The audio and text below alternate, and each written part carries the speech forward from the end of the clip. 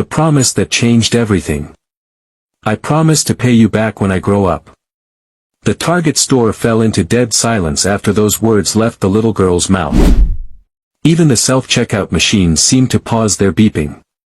A security camera overhead hummed softly in the sudden quiet. A man in a tailored navy suit, tall with distinguished silver at his temples, turned toward the voice that had just grabbed his attention like a punch to the gut. Marcus Williams, once dubbed the Ghost Mogul by Fortune magazine for building a massive tech empire while staying completely out of the spotlight, found himself staring at a child no older than 8, clutching a baby wrapped in a worn Walmart blanket. The girl's name was Sophia. Her dark curls were tangled and matted, her small hands grimy with street dirt, her pink t-shirt stained, and her old navy jeans ripped at both knees. The baby in her thin arms whimpered, hungry, cold, and fragile. Outside, a brutal Detroit winter wind howled, but the chill inside the store cut even deeper. The cashier spotted them and snapped her gum loudly. "Hey kid, this isn't a babysitting service. You need to get out of here." Sophia flinched hard. She tightened her grip on the baby and looked down, already turning toward the exit, her narrow shoulders trembling, not from fear, but from pure humiliation. Marcus stepped forward, his voice calm but carrying the authority of a man who'd closed billion-dollar deals. "She's not stealing anything?" she asked politely. The cashier looked up, startled. "Mr. Williams?" "Sir, she's... I mean, look at her.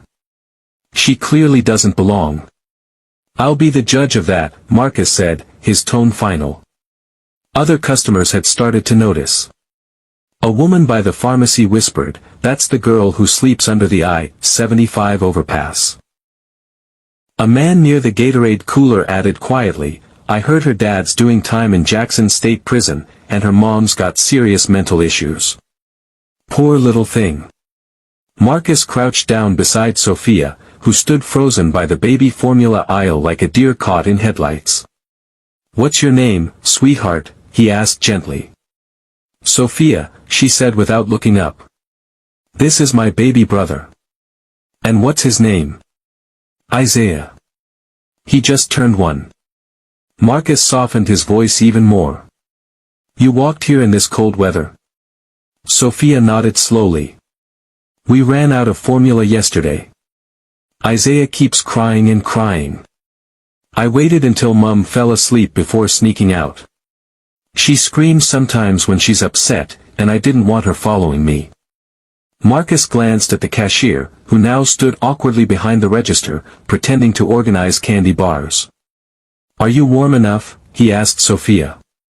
She shook her head. "I wrapped Isaiah in our blanket. It's the only warm thing we have." He stood slowly, his business mind, the same one that had built a multi-billion-dollar empire, now calculating something far more important than profit margins. What do you do when a child shows up in front of you with more courage than most adults you've ever met in corporate boardrooms?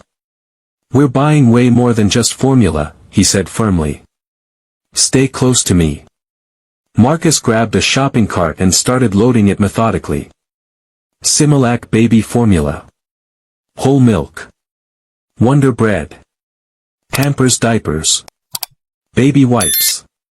Campbell's chicken soup. Gerber baby food. Thermal socks. A warm hoodie in Sophia's size. He ignored the confused stares from other customers as his cart filled up. At checkout, Sophia could barely reach the counter. She placed the formula up with both trembling hands like she was offering the crown jewels. "Thank you so much, mister," she whispered. "But I really will pay you back when I grow up. I mean it." Marcus nodded with complete seriousness. "Sophia, I don't doubt you for a single second." When they stepped outside into the Target parking lot, the Michigan winter wind hit like a sledgehammer. Sophia blinked rapidly to keep her tears from freezing on her cheeks. Isaiah started whimpering again. "Where are you staying?" Marcus asked without hesitation. When she looked scared, he added, "It's okay. I won't tell anyone who shouldn't know." She looked up at him, still hesitant, but something in his eyes made her trust him. Under the overpass at Gresham and Connor. There's a dry spot behind some concrete pipes. I keep Isaiah warm with newspapers, and I make sure nobody sees us there. A woman loading groceries nearby gasped audibly when she heard this. Marcus glanced at her, but she quickly looked away, ashamed. He turned back to Sophia. Would you like me to walk you back home? She hesitated, then shrugged. People usually yell when they see me carrying him around. But you can come if you want. Just don't talk too loud when we get there. Mom gets scared real easy. As they walked through the slushy streets, Marcus felt a strange weight settling on his shoulders. Not the kind of responsibility you can delegate to assistants, but the kind you carry because walking away would haunt you forever. Are you cold? He asked, noticing her shivering. Sophia didn't answer directly, but her teeth were chattering like castanets. Isaiah whimpered again, his tiny face red from the wind. Without hesitation, Marcus took off his expensive wool overcoat and wrapped it around her small frame. She looked shocked but didn't resist. They walked the next 3 blocks in comfortable silence until the overpass came into view. Cars thundered overhead and the smell of motor oil, wet concrete, and garbage grew stronger. Behind a row of rusted shopping carts and a sheet of blue plastic tarp, a woman lay curled up on a pile of old blankets, her face hidden. She stirred at the sound of footsteps, then sat up suddenly, her eyes wild and completely unfocused. Who's there? Mom, Sophia called gently. It's just me. And this is Marcus. He helped us get Isaiah's formula. Her mother's voice was thick and slurred. You weren't supposed to leave. I told you not to leave. Marcus stayed back respectfully, keeping his distance. He watched as the woman's expression softened when she saw Isaiah, reaching out with trembling hands to hold her baby. She was only trying to help, Marcus said softly, his voice non-threatening. The woman didn't respond, but she cradled Isaiah close, and something in her eyes became more present, more aware. Sophia turned to Marcus. You can go now, mister. We'll be okay. I just needed to get the baby formula. But Marcus didn't move. Instead, he looked directly at Sophia and said, I'd like to come back tomorrow, if that would be all right with you. Sophia tilted her head, confused. Why would you want to do that? He hesitated for just a moment. Then, with the kind of crystal clear certainty he hadn't felt in years, he said, because someone should. That night, Marcus Williams didn't sleep. He lay in his glass penthouse overlooking the Detroit River, staring at the ceiling.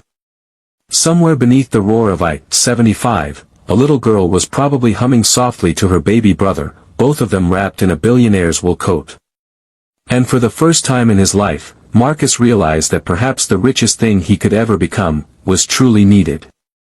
If this story touched your heart, hit that like button to show your support for Sophia and Isaiah.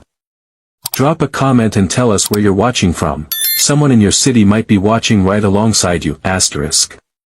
The Detroit morning air cut through Marcus's lungs like broken glass as he stepped out of his black Cadillac Escalade, hitting the lock button twice out of habit. He wasn't dressed like a Fortune 500 CEO today. No Armani suit, no Rolex gleaming on his wrist. Just dark Levi's, a plain navy Nike hoodie, and a thick North Face jacket.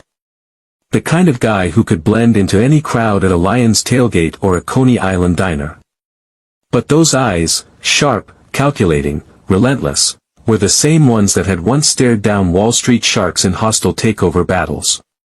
Today, though, they were searching for something far more important than market share. Gresham and Connor looked exactly the same as yesterday. Crumpled McDonald's wrappers still littered the gutters. The I-75 overpass still rumbled with 18-wheelers heading north toward Flint. But Marcus's gaze went straight to that far corner under the concrete, the spot where Sophia had led him yesterday evening.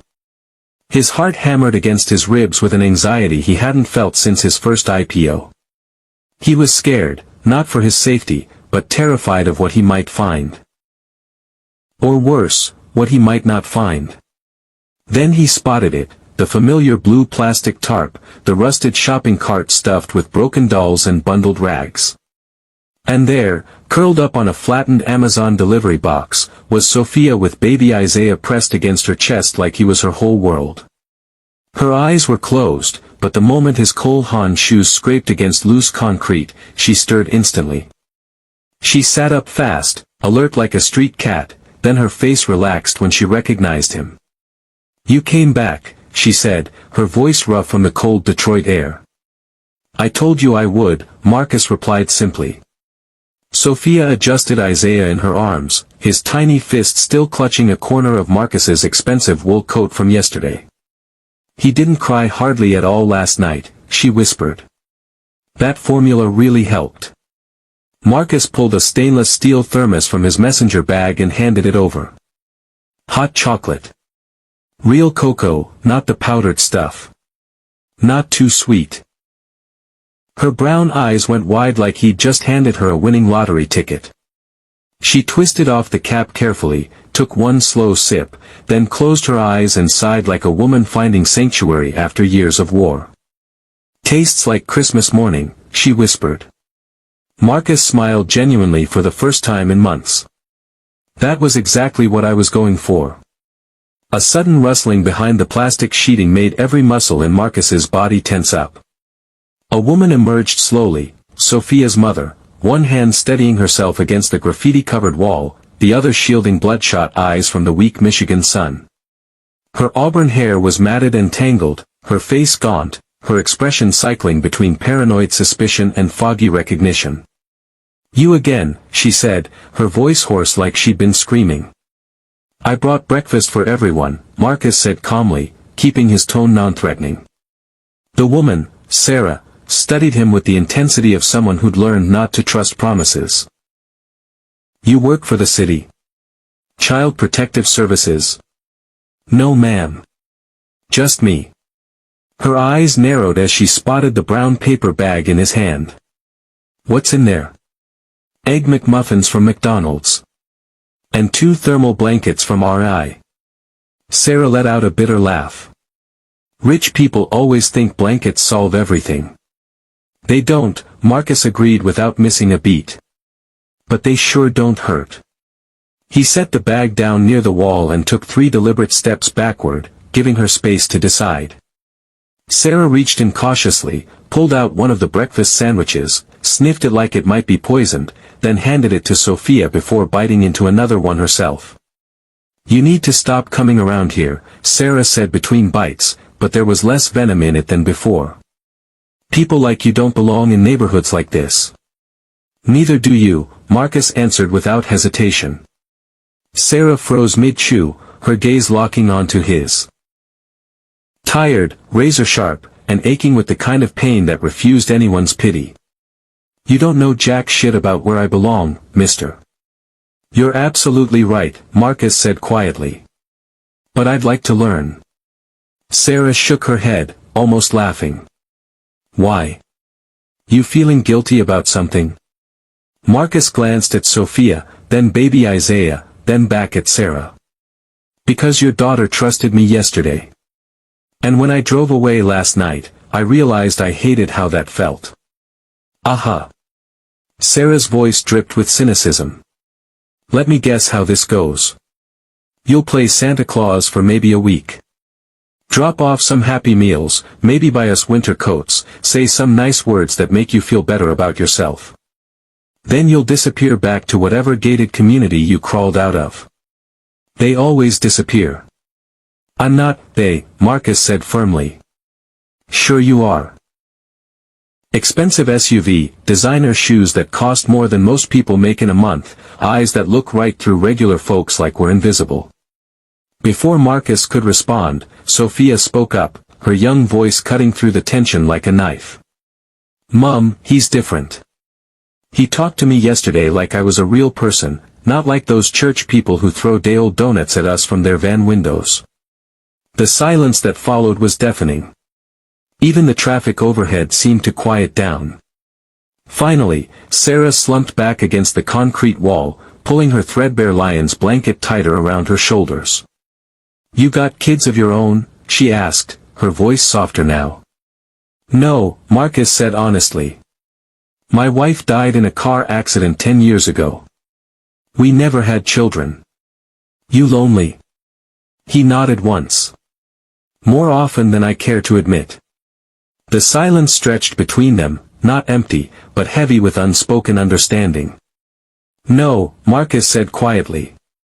"You don't," Sarah whispered back. Then, after a long pause, "But maybe you're trying to. And that's more than most people ever do." Marcus looked around at their makeshift shelter. The air was thick with the smell of wet concrete, motor oil, and forgotten dreams. But he also saw something incredible here, a little girl who still believed promises could be kept, and a broken woman who somehow still had fierce determination burning behind exhausted eyes. He stood up, brushing highway dust off his jeans. "There's a Hampton Inn about 3 blocks from here. I can get you guys a room for 1 week. Just a week to start. Warm beds, hot showers, and a door that actually locks." Sarah's eyes narrowed with suspicion. "What's the catch?" "No catch whatsoever," Marcus said simply. "You don't even have to decide anything long-term. Just give Sophia and Isaiah 1 night sleeping on clean sheets instead of cardboard." Sarah didn't answer for what felt like forever. Then, so softly he almost missed it, "We'll go. But if you're lying to us, if this is some sick power game you're playing." "It's not." She studied his face for another long moment, then nodded once. "Okay then." As they gathered their few belongings, plastic bags of clothes, broken toys, Isaiah's bottle, Marcus stepped onto the sidewalk and speed-dialed his executive assistant. "Rebecca, I need you to book a room at the Hampton Inn on 8 Mile Road. 1 week, paid in full. And have the front desk put together a care package, toiletries, baby supplies, whatever a family with a 1-year-old would need. Make it happen in the next 20 minutes. The entire process took less than 5 minutes of phone calls. But for Sarah and Sophia, it was about to change everything. During the 4-block walk to the motel, Sophia slipped her small hand into Marcus's and held on tight. She didn't talk much, just walked beside him like they'd been doing this together for years. Right before they reached the glass lobby doors, she tugged on his jacket sleeve. "Mr. Williams?" "Yeah, sweetheart. You didn't have to come back today. But I'm really, really glad you did." Marcus felt his throat close up. He squeezed her tiny hand gently. "So am I, Sophia. So am I." And as the automatic doors whooshed open, letting them into a world of central heating, cable TV, and soft mattresses, Marcus realized something that both thrilled and terrified him: this wasn't going to be temporary. Not for him. The Hampton Inn room wasn't the presidential suite at the Ritz-Carlton. The wallpaper was generic beige, the carpet had seen better decades, and the heating unit rattled like a diesel engine. But for Sophia, it might as well have been Cinderella's castle.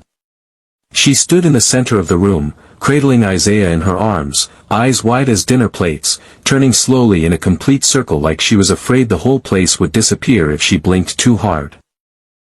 "It's so warm in here," she whispered in amazement. Marcus smiled from the doorway. "That's the heater doing its job. She's probably older than both of us, but she still works hard." Sarah dropped their garbage bag of belongings onto the dresser with a heavy thud. Her face was unreadable, caught somewhere between deep suspicion and bone-deep exhaustion.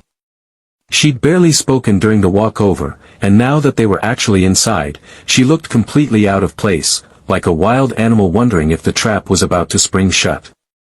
Marcus placed a black Nike duffel bag on the small table by the window. Shampoo, conditioner, toothbrushes, clean towels. Pampers diapers for Isaiah. Some basic stuff. Sarah nodded but didn't say thank you. Marcus didn't expect her to.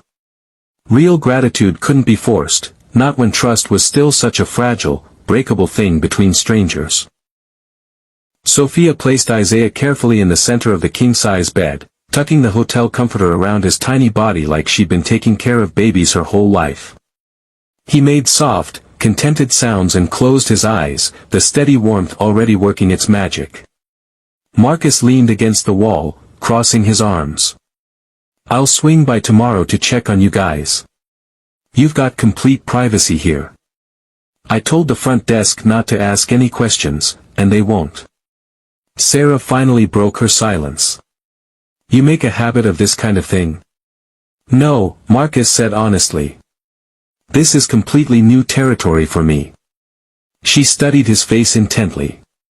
"You don't exactly look like the bleeding heart charity type." "I'm not." "Then why are you doing this?" He paused, choosing his words carefully. "Because I have the resources to help, and because I should have been doing something like this years ago instead of just writing checks to feel better about myself." Something flickered across Sarah's face. Not gratitude exactly, but recognition of raw honesty. Before Marcus could say anything else, Sophia walked over shyly and reached into the front pocket of her torn jeans. She pulled out a small, crumpled Burger King napkin and held it out to him. "I drew this for you last night," she said, suddenly bashful. Marcus unfolded it with the same care he'd use handling ancient documents. Sketched in faint pencil lines was a drawing of a tall man holding hands with a little girl and a baby. They were standing in front of a house with the word "home" written in crooked letters above the front door. He had to clear his throat twice before he could speak. "Sophia, you're an incredible artist." Her face lit up like the 4th of July. "I draw pictures whenever I get scared or sad. It makes me feel better." Marcus didn't know what to say to that. He folded the napkin drawing with the same care he'd use handling a $1 million contract and slipped it into his jacket pocket like it was the most valuable thing he owned. "Keep drawing, Sophia." He stepped toward the door, his hand already on the brushed steel handle, when Sarah's voice stopped him cold. "Don't get too attached." He turned back. "To what?" "To us. You seem like a decent enough guy, but this life we're living, it's a sinking ship, and we're all going down with it." Marcus met her eyes directly. "I'm not here to be anyone's life preserver. I'm just here to walk alongside you for as long as you'll let me." She didn't respond to that. That night, Marcus returned to his glass penthouse overlooking the Detroit River. Motion sensor lights flickered on automatically, casting soft LED glows across granite countertops, polished hardwood floors, and floor-to-ceiling windows that offered a $1 million view of the Renaissance Center. It was stunning. It was pristine. It was completely empty. He poured himself 3 fingers of 18-year-old Macallan but never took a sip. Instead, he sank into his leather sectional, Sophia's drawing still warm in his pocket from his body heat. Somewhere just a few miles away, a little girl who'd promised to pay him back for baby formula was sleeping on clean hotel sheets for probably the first time in months. And Marcus Williams had never felt more truly alive. Morning came with a steady Michigan drizzle.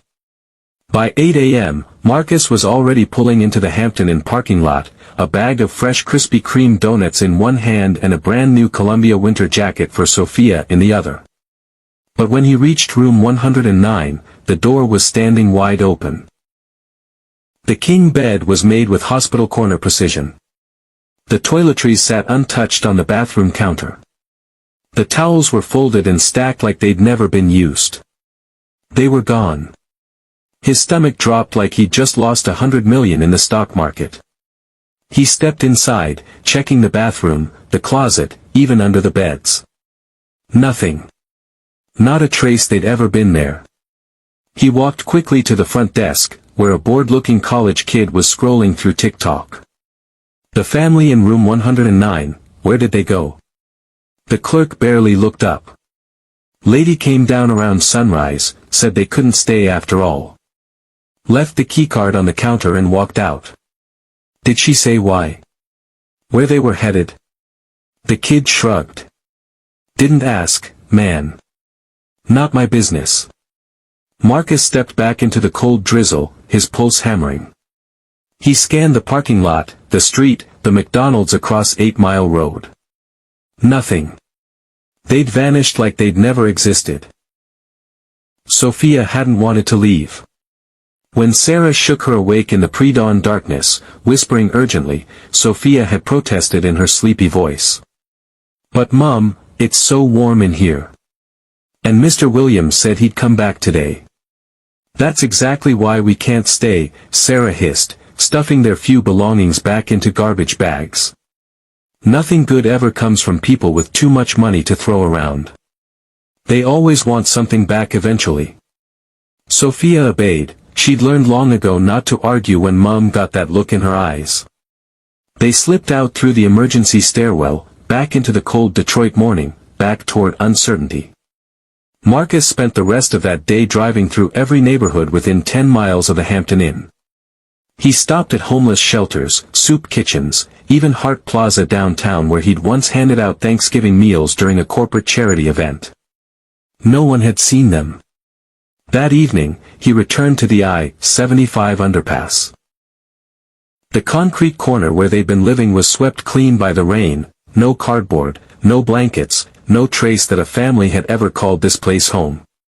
He sat on the wet curb for over an hour, watching rainwater flow toward the storm drains. He'd known they might run. Hell, he'd half expected it. But not this fast. Not without even a goodbye. He pulled Sophia's napkin drawing from his wallet and unfolded it under a flickering streetlight. The pencil lines had smudged slightly from the dampness, but the image was still clear: a tall man, a little girl, a baby. The word "home" scrawled above them in crooked letters.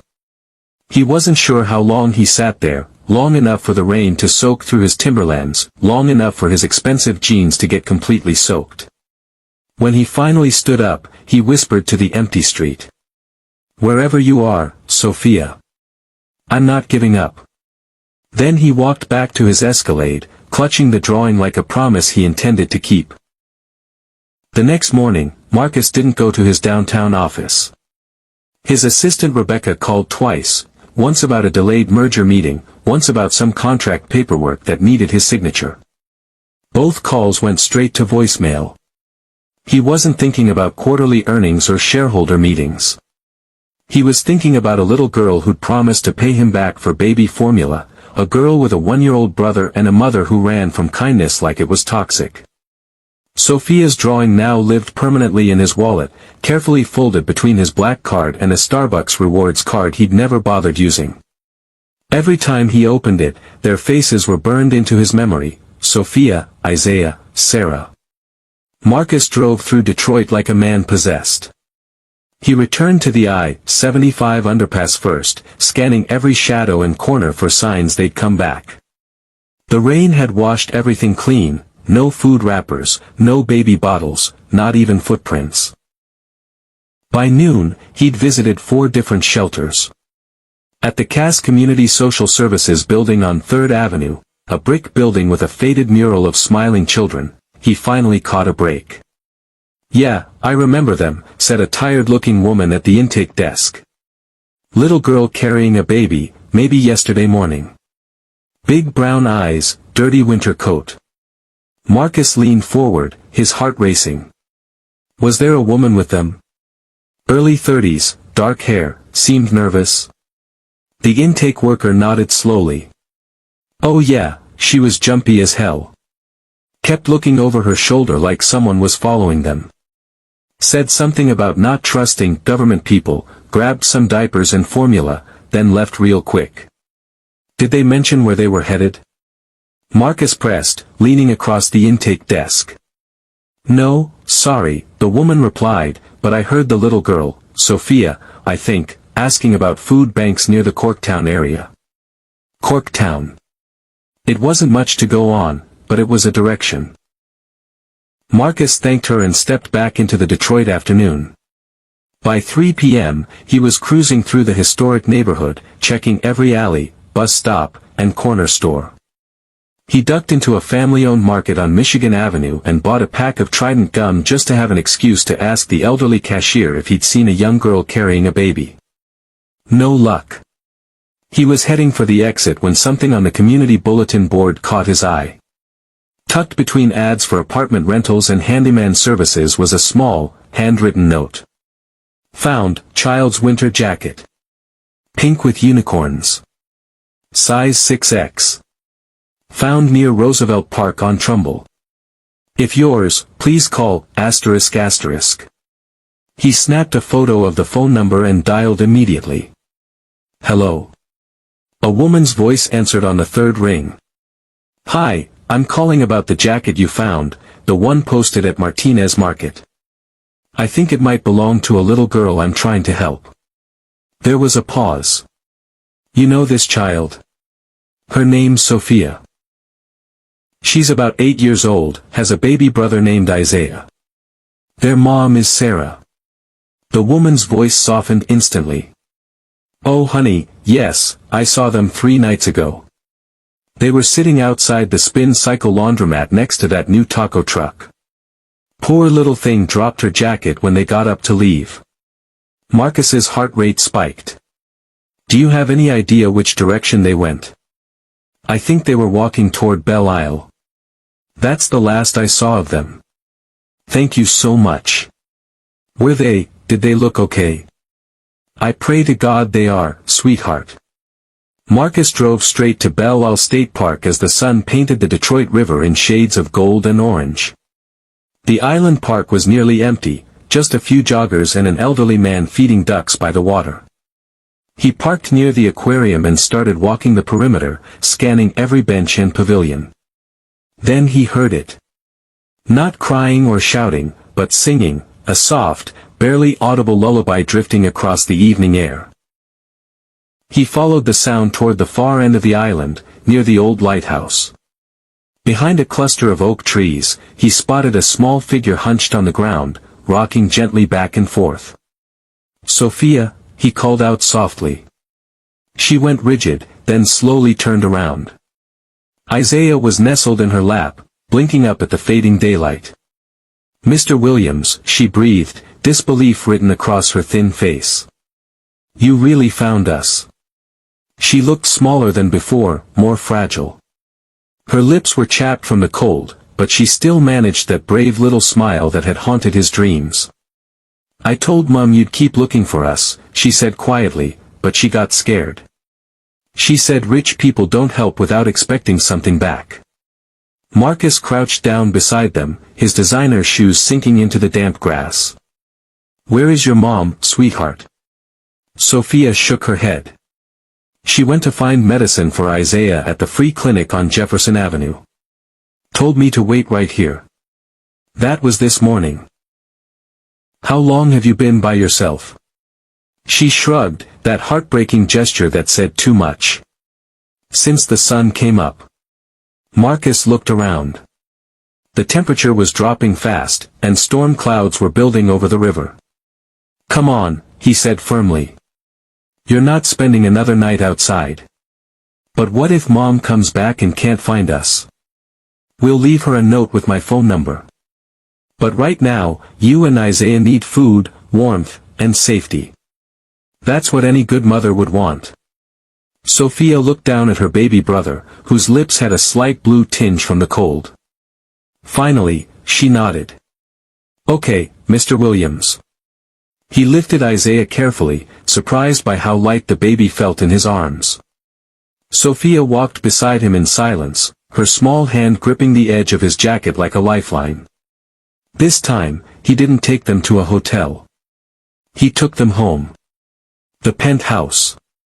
The private elevator opened directly into Marcus's downtown penthouse with a soft chime. Sophia stepped cautiously onto the polished marble floors, her eyes growing wide as she took in the floor-to-ceiling windows showcasing the Detroit skyline, the modern art on the walls, the kitchen that belonged in Architectural Digest. This is where you live, she whispered. Yes, Marcus said simply. And for now, it's where you'll be living too. She stared at the massive leather sectional, the 75-inch Samsung TV, the framed photograph of Marcus with a beautiful woman, his late wife Jennifer at their wedding in Napa Valley. Do you have bedrooms here? 3 of them, Marcus replied. And you're getting the one with the best view of the river. Sophia's voice dropped to barely a whisper. I've never had my own bedroom before. Marcus felt something crack open in his chest. Well, it's about time you did. He laid Isaiah gently on the sofa, tucking a cashmere throw around the sleeping baby. Then he turned to face Sophia, who was standing in the middle of his living room like she'd just stepped into another universe. We're going to figure this out together, he said. You, me, and your mom when we find her. But it starts with this: tonight, you are completely safe.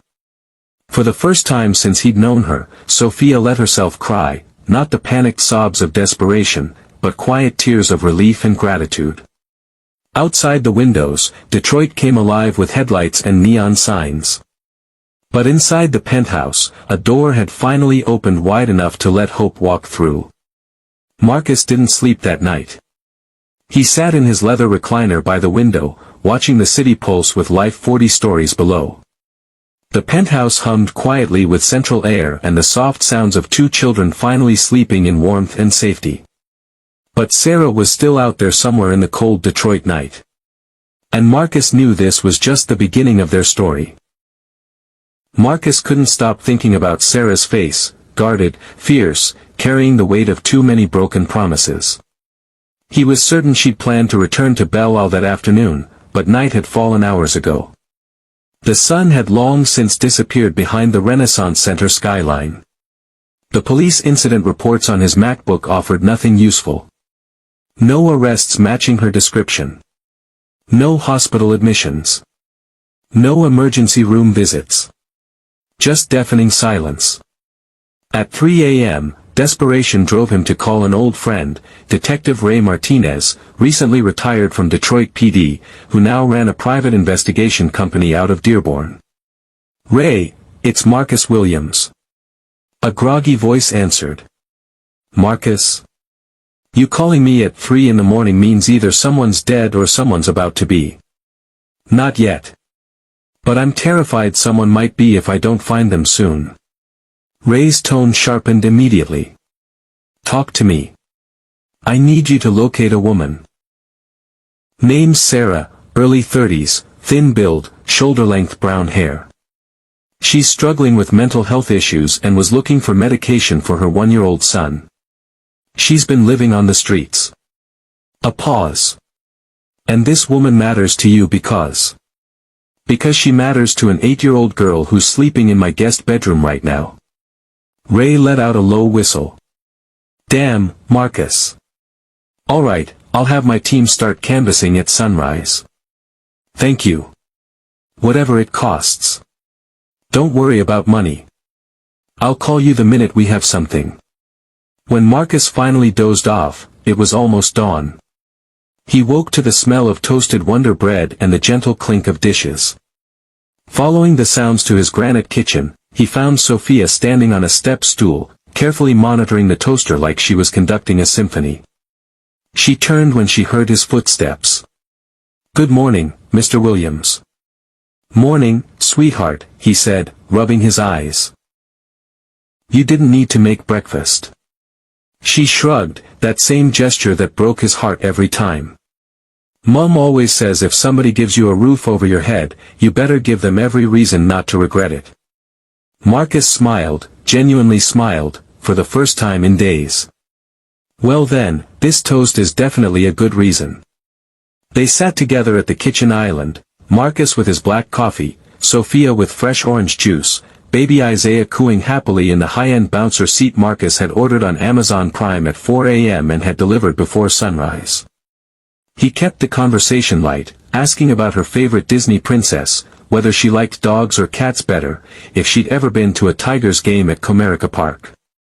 She answered cautiously at first, then with growing comfort. By the time she was telling him about a stuffed elephant she'd once rescued from a dumpster and named Mr. Peanuts, Marcus was actually laughing. But the moment he gently asked about Sarah, Sophia's shoulders tensed up. She always comes back, Sophia said quietly, staring into her juice. She promised. Do you remember exactly where she was going yesterday? The free clinic on Cass Avenue. But... Sophia's voice trailed off. I don't think she made it there. What makes you say that? Sophia looked down at her hands. Sometimes she gets stuck. Her brain starts racing and she can't catch her breath. Then she runs away until it stops. Marcus felt his chest tighten. Has this happened before? Sophia nodded slowly. Last winter, she disappeared for 3 whole days. When she came back, she had scratches all over her arms. Said she'd been fighting the monsters in her head. Marcus reached over and gently covered her small hand with his. I've got a good friend helping me look for her. His name's Ray, and he used to be a police officer. We're going to find your mom. She blinked hard but kept her voice steady. You promise? I promise. Later that morning, Ray called with news.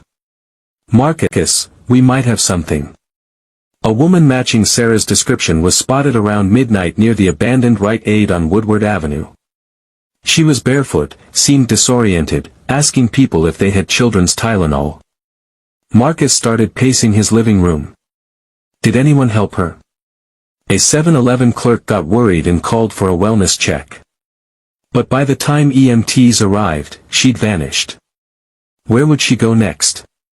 Ray was quiet for a moment. If she's scared and avoiding hospitals, she's probably heading somewhere that feels safe to her. Maybe an old shelter, or someplace with positive memories. Marcus thought back to his conversations with Sophia. Check the area behind New Bethel Baptist Church on Grand River Avenue. Sophia mentioned they used to sit there on Sunday mornings because Sarah loved listening to the gospel choir through the windows. I'll send someone immediately. An hour later, Ray called back. We found her. Marcus's heart stopped. Is she okay? Physically, yes. Mentally, she's in rough shape. She was sitting behind the church, crying, clutching a broken baby bottle. Wouldn't talk to any of my guys. Where is she now? We managed to convince her to come to Hope Recovery Center. It's a private facility my wife runs for trauma cases. Sarah's resting there now, but she's still pretty fragile. I'm on my way. Hope Recovery Center was tucked discreetly between a flower shop and a Starbucks on Jefferson Avenue. Inside, Marcus found Sarah curled up on a beige sofa, wrapped in a donated blanket, her shoes placed neatly beside her feet. She looked up as he entered, and for a terrifying moment, her eyes were completely blank, like she didn't recognize him at all. Then awareness flooded back, and panic followed immediately. Where's Sophia? Where's my baby? They're safe, Marcus said gently, staying by the doorway to give her space. They're at my apartment, warm and fed. Isaiah's been sleeping peacefully. Her body sagged with pure relief, but then the panic rushed back like a tidal wave. I didn't mean to abandon her. I was trying to find medication. Isaiah had this terrible cough, and I didn't have money for the pharmacy. I got lost. I know, Marcus said gently, keeping his voice calm and non-threatening. You don't need to explain anything. You were doing everything you could for your kids. Tears streamed down Sarah's cheeks. I didn't think you'd still be looking for us. I thought you'd given up by now. I promised Sophia I would find you. Sarah stared down at her trembling hands. Why do you even care? Why are you doing all this for people you barely know? Marcus settled into the chair across from her. Because I have the resources to help. And because I believe people deserve more than just surviving day to day, they deserve a real chance at living. She nodded slowly, the tears still flowing. I want to get better, I really do. But I'm terrified I'll mess this up somehow. You probably will, Marcus said, and her head snapped up in surprise. We all screw things up. That doesn't mean you don't deserve another shot at getting it right. Sarah let out a laugh that was half sob, half relief. You're not what I expected from a billionaire. Marcus smiled. You're not what I expected either. They sat in comfortable silence for several minutes. Then Marcus said, "Come home with me." Sarah stared at him. "To your penthouse. For now. Until we figure out the next steps together. You have a daughter who's been worried sick, and a son who slept through the entire night for the first time in weeks." She hesitated, anxiety flickering across her face. Then, finally, she nodded. And for the second time in 3 days, Marcus Williams brought a piece of the broken world into his arms and carried it home. The elevator doors slid open with a soft chime, and Sarah stepped cautiously into Marcus's penthouse like someone crossing the threshold into another dimension. Her clothes were different, clean scrubs donated by the recovery center, but she still moved with the wariness of someone expecting the floor to disappear beneath her feet. Sophia spotted her first. "Mom," she cried, bolting from the hallway where she'd been coloring, her bare feet slapping against the polished hardwood. Sarah dropped her small bag and dropped to her knees just as Sophia crashed into her arms. They held each other fiercely, and for that perfect moment, nothing else in the world existed. Just mother and daughter, clinging together like two pieces of a puzzle finally clicking into place. "I was so scared," Sophia whispered against Sarah's neck. "I thought something really bad happened to you." "I'm here now, baby girl," Sarah murmured, rocking her gently. "I didn't mean to disappear. My brain just got too loud, and I couldn't think straight." Marcus stood quietly by the kitchen island, giving them the space they needed. He felt something deep in his chest crack open as he watched them, something that had been sealed shut and gathering dust for 10 years. When Isaiah stirred from his afternoon nap and started fussing, Sarah immediately rushed to him.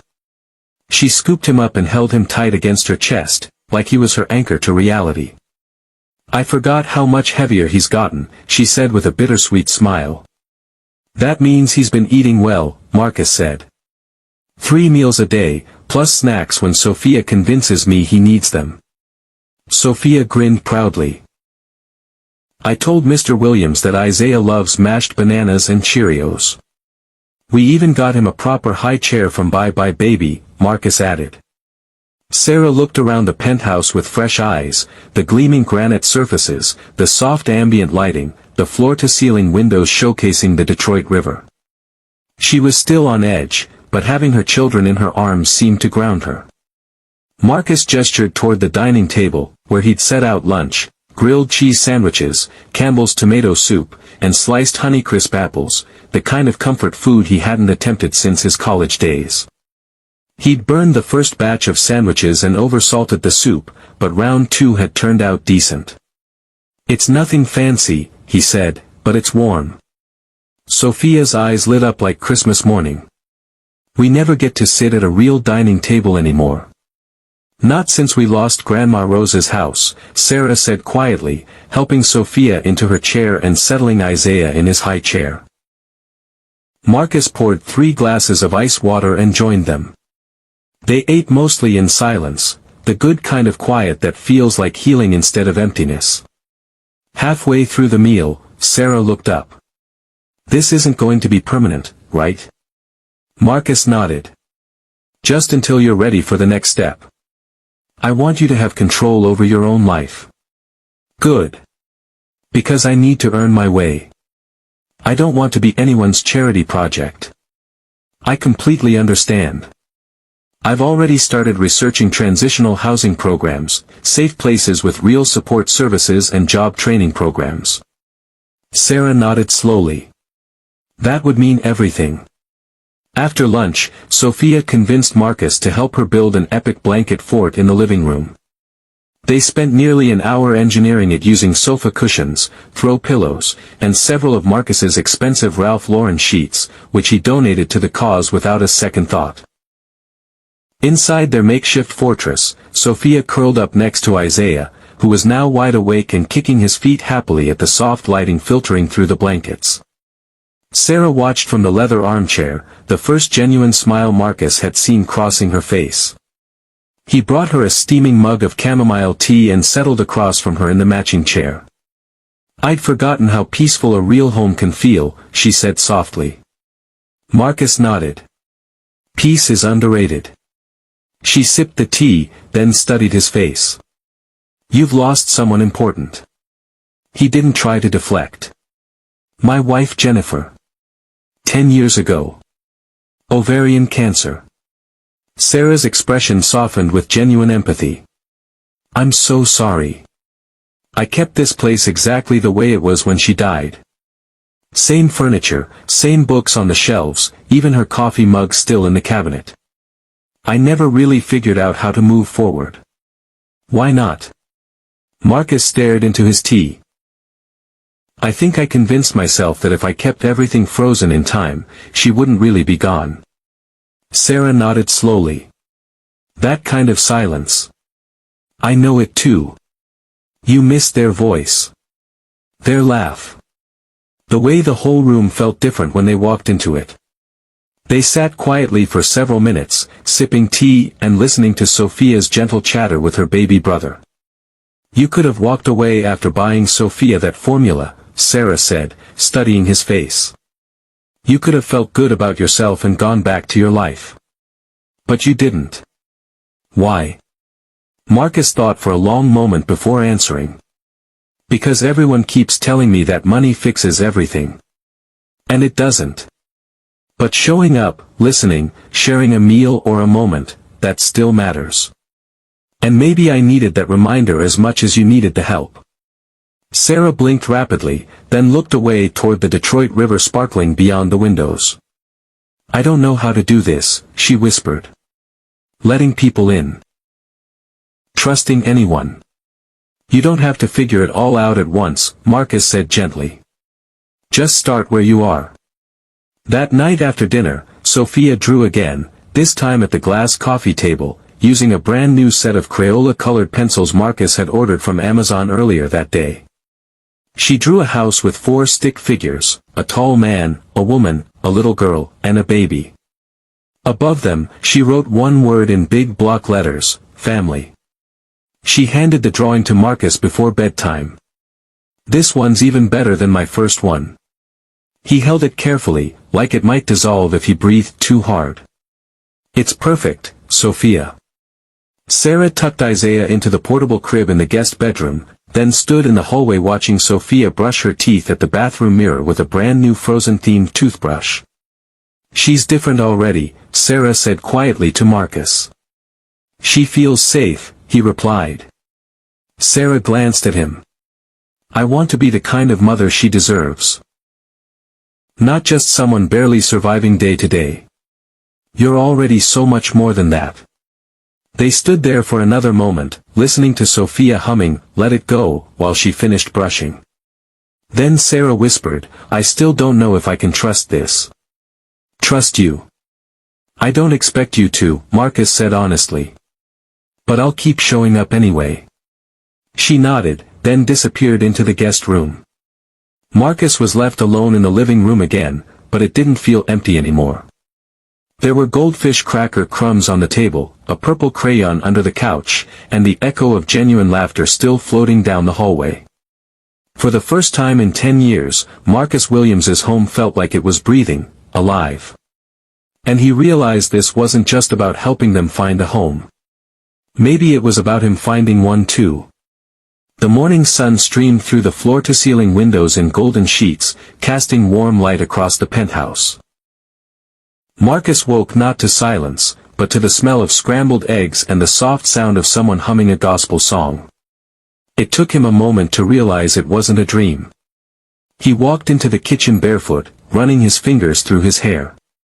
There was Sarah at the Viking stove with her back turned, hair pulled up in a messy bun, wearing one of his oversized University of Michigan hoodies. Sophia sat at the kitchen island, legs swinging, carefully feeding Isaiah tiny spoonfuls of mashed bananas from a Gerber jar. "Morning," Marcus said, his voice still rough from sleep. Sarah turned and offered a small but genuine smile. "Thought we'd let you sleep in. You looked like you needed it." Sophia waved enthusiastically. "Mom made eggs the way Great-Grandma Ruby used to, a little burnt around the edges." Marcus chuckled and reached for a coffee mug. "Sounds absolutely perfect." They ate together again, no formal ceremony, just warmth. Sarah's hands were steadier today, her eyes less haunted. Marcus noticed she'd showered, and there was actual color in her cheeks instead of that gray pallor of exhaustion. He could see something fragile but real taking root, hope. After breakfast, Marcus pulled out a manila folder from his leather briefcase and slid it across to Sarah. "What's this?" she asked. "Some options I researched," he said. "Transitional housing programs here in Detroit. Good ones with counseling services, job placement assistance, and on-site childcare." Sarah opened the folder slowly, scanning the printed pages. "These all look expensive." "They are," he admitted. "But I'll cover the costs, at least for the first year." She set the folder down, her jaw tightening. "You can't keep doing this, Marcus." "I can. And I will, until you tell me to stop." Her hands clenched into fists. "I don't want Sophia growing up thinking people like you are fairy tale characters. That someone will always swoop in to save her." "She won't think that," Marcus said firmly. "Because she's already saving herself. Every single day she chooses to stay kind in a world that's tried to break her. That's real strength, not fantasy." Sarah looked away, swallowing hard. "I still don't know how to be part of anything." "You're already part of something," he said softly. "This. Right here. Right now." A soft knock at the door interrupted them. Marcus checked the security peephole and opened it cautiously. A tall, broad-shouldered man in a charcoal gray suit stood in the hallway, Detective Ray Martinez. "Ray," Marcus said, surprised. "I wasn't expecting you today." Ray stepped inside and nodded respectfully toward Sarah. "Just thought I'd check in, make sure everyone's settling in okay." Sarah stiffened immediately. "You're a cop." "Was a cop," Ray said, holding up both hands in a peaceful gesture. "I'm not here to ask questions or cause problems. I'm here because I know what it looks like when good people fall through the cracks." Sophia peered out from behind her mother, still holding Isaiah on her hip. Ray crouched down to her eye level. "Hey there, kiddo. You're braver than most adults I know." Sophia smiled shyly. Ray straightened up and turned back to Marcus, his expression growing serious. "Listen, I got some concerning information this morning. Some community outreach volunteer reported a man asking questions about Sarah and the kids," Ray said, his voice tight with concern. Marcus's brow furrowed. "Who was asking?" "Didn't leave a name. Just said he was looking for a woman with a baby and a little girl. Mentioned something about settling debts." Sarah went white as a sheet. "Oh God." Marcus looked at her sharply. "Sarah. What is it?" She closed her eyes, her hands trembling. "His name's Deshaun. Isaiah's biological father. He's been in and out of Wayne County Jail for years. When I got pregnant, he disappeared completely. But after Isaiah was born, he showed up again, angrier, more dangerous. Said if I didn't pay him back for his trouble, he'd take the baby and I'd never see him again." Marcus felt his jaw clench. "He threatened to kidnap your son. Multiple times. I kept moving around Detroit, staying in different shelters, sleeping under different overpasses. I thought maybe he'd finally given up on us." Ray's voice was firm and authoritative. "If he's actively searching for you, we need to file paperwork immediately. Restraining order, at minimum. Get this guy on the legal record." Sarah nodded shakily. "Okay. But I don't want Sophia to be scared. She's already been through too much." Marcus knelt down beside Sophia, who was quietly playing with Isaiah on the carpet but had clearly heard every word. "Did you understand what we were talking about, sweetheart?" he asked gently. Sophia nodded slowly, her big brown eyes serious beyond her years. "It's completely normal to feel scared," Marcus said softly. "But you're safe here in this apartment. And we're going to do everything we can to keep it that way." She grabbed onto his sleeve with both small hands. You promise? Marcus looked directly into her eyes. I promise. That afternoon, Sarah and Ray drove to the Detroit Police Department's downtown precinct to file the restraining order paperwork. Marcus stayed behind with both kids, keeping things as normal as possible. They built another blanket fort in the living room. Watched old Disney movies on Netflix. Marcus even managed to make perfect grilled cheese sandwiches this time without burning a single one. But his mind kept circling back to the same dark thought: safety wasn't just about warm beds and full stomachs. It was about protection from the demons that followed people out of their past. And Sarah's demons had just announced they were coming to collect. When Sarah returned 3 hours later, she looked exhausted but relieved. It's done, she said, sinking onto the sofa. They'll process it first thing tomorrow morning. Marcus nodded. You did exactly the right thing. That night, after Sophia was tucked into bed, Sarah and Marcus sat on the penthouse balcony overlooking the glittering Detroit skyline. The Renaissance Center towers blinked with office lights, and the Detroit River reflected the city's glow like scattered diamonds. I used to think being strong meant staying invisible, Sarah said quietly, nursing a cup of herbal tea. Keeping your head down, never asking for help from anybody. What do you think now? Marcus asked. That maybe real strength is letting someone see you when you're completely broken, and trusting them not to use it against you. Marcus didn't interrupt, just listened. I used to sleep with one arm wrapped around Sophia and one hand gripping a broken bottle, she continued. I was always ready to fight, even when there was nothing left worth protecting. You're not living in that world anymore, Marcus said firmly. But what if it follows me here, she whispered. Then we face it together. She turned to look at him. You're not afraid. I'm terrified of failing you, he admitted. And Sophia. And Isaiah. But I'm not backing down. Sarah reached over and placed her hand over his, not romantically, but as recognition. Trust. The quiet beginning of something healing. You're not failing anyone, she said softly. For the first time in years, Marcus actually believed it. Even with the threat looming. Even with the past clawing at their doorstep. Because this wasn't just about survival anymore. It was about rebuilding something beautiful from the wreckage. Together. The next morning, Marcus woke before dawn. The sun hadn't yet broken through the Detroit skyline, and the penthouse was wrapped in comfortable silence. He padded quietly to the kitchen, brewed a pot of strong Starbucks coffee, and watched dark storm clouds roll in from over Lake Huron. There was a storm coming, literally and figuratively. Thunder rumbled in the distance like a warning. Sarah joined him 20 minutes later, wearing an oversized Michigan State sweatshirt he'd bought her, her hair still damp from the shower. She looked stronger today, less like a ghost, more like the fierce mother Sophia had described in her drawings. Coffee? Marcus offered. She nodded. Please. Make it strong. They sat in comfortable silence for several minutes, sipping from matching Starbucks mugs and watching the sky shift from charcoal black to deep gray. Neither mentioned Deshawn's name, but he was there between them, in the silence, in the tension, in the air itself. Marcus finally broke the quiet. Ray's contact at the precinct called me last night. The restraining order goes active at noon today.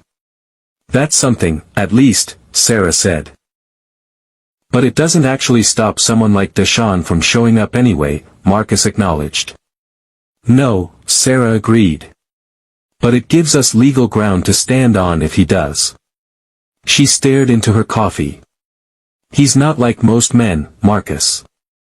He doesn't care about rules or consequences. Marcus reached across the small table, resting his hand lightly over hers. If he comes near you or these kids, he'll have to go through me first. And I don't care what kind of man he thinks he is. Sarah gave him a tight smile. You talk like someone who's never been punched in the face. Do hostile corporate takeovers count? She laughed, A real one this time, light and genuine. It was the sound of someone remembering how. Later that morning, Sarah and Sophia went to the nearby Detroit Community Center where Marcus had arranged for them to meet with Dr. Angela Martinez, a trauma counselor who specialized in helping families affected by domestic violence. Marcus stayed home with Isaiah, who was teething and needed constant attention. While the baby gnawed on a frozen teething ring from CVS, Marcus tried to focus on emails and conference calls, attempting to maintain some semblance of normal business life. But every few minutes, he found himself glancing toward the elevator, waiting for it to bring his new family home. Then, just before noon, the building's security desk buzzed his apartment. His blood ran cold. "Mr. Williams," the voice crackled through the intercom. "There's a man downstairs asking for Sarah. Says he's her husband. Should we send him up?" Marcus's blood went ice cold. "Hold him in the lobby," he said firmly. "Do not let him leave the building. I'm on my way down." He grabbed his jacket and raced to the private elevator. His mind was already racing ahead, building scenarios, exit strategies, calculating every possible outcome like he was preparing for the most important business negotiation of his life. When the elevator doors opened to the marble lobby, Marcus stepped out and immediately spotted him. Deshaun stood by the main entrance, hands tucked deep in his Detroit Lions hoodie, eyes scanning the upscale lobby like a predator sizing up his territory. He was tall and wiry, with a cold smirk that never reached his eyes. Marcus walked straight toward him. "You're trespassing on private property." Deshaun looked him up and down slowly, taking in the expensive clothes and confident posture. "You must be the new sugar daddy."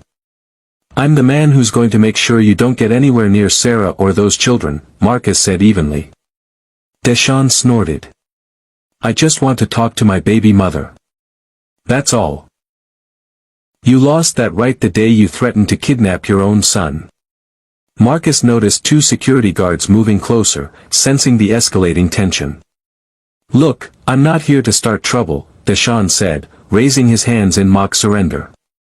"I just want what belongs to me." "They don't belong to anyone," Marcus snapped, his voice hardening.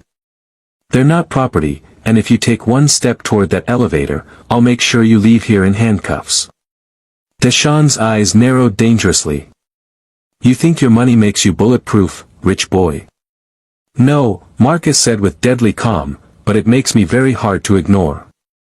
And I've got more than enough resources to keep you out of their lives permanently." For a long beat, Deshaun didn't move. Then he laughed, sharp and bitter. "So you're playing the white knight, huh? Big shot businessman saving the poor little ghetto family." "I'm not playing anything," Marcus said. "I'm standing between a threat and the people I care about. You should walk away now, before you give me a reason to make this much worse for you." Deshaun stared him down for another tense moment. Then, with an exaggerated shrug, he turned and started walking toward the glass doors. "Tell her this ain't over," he called over his shoulder. "Not by a long shot."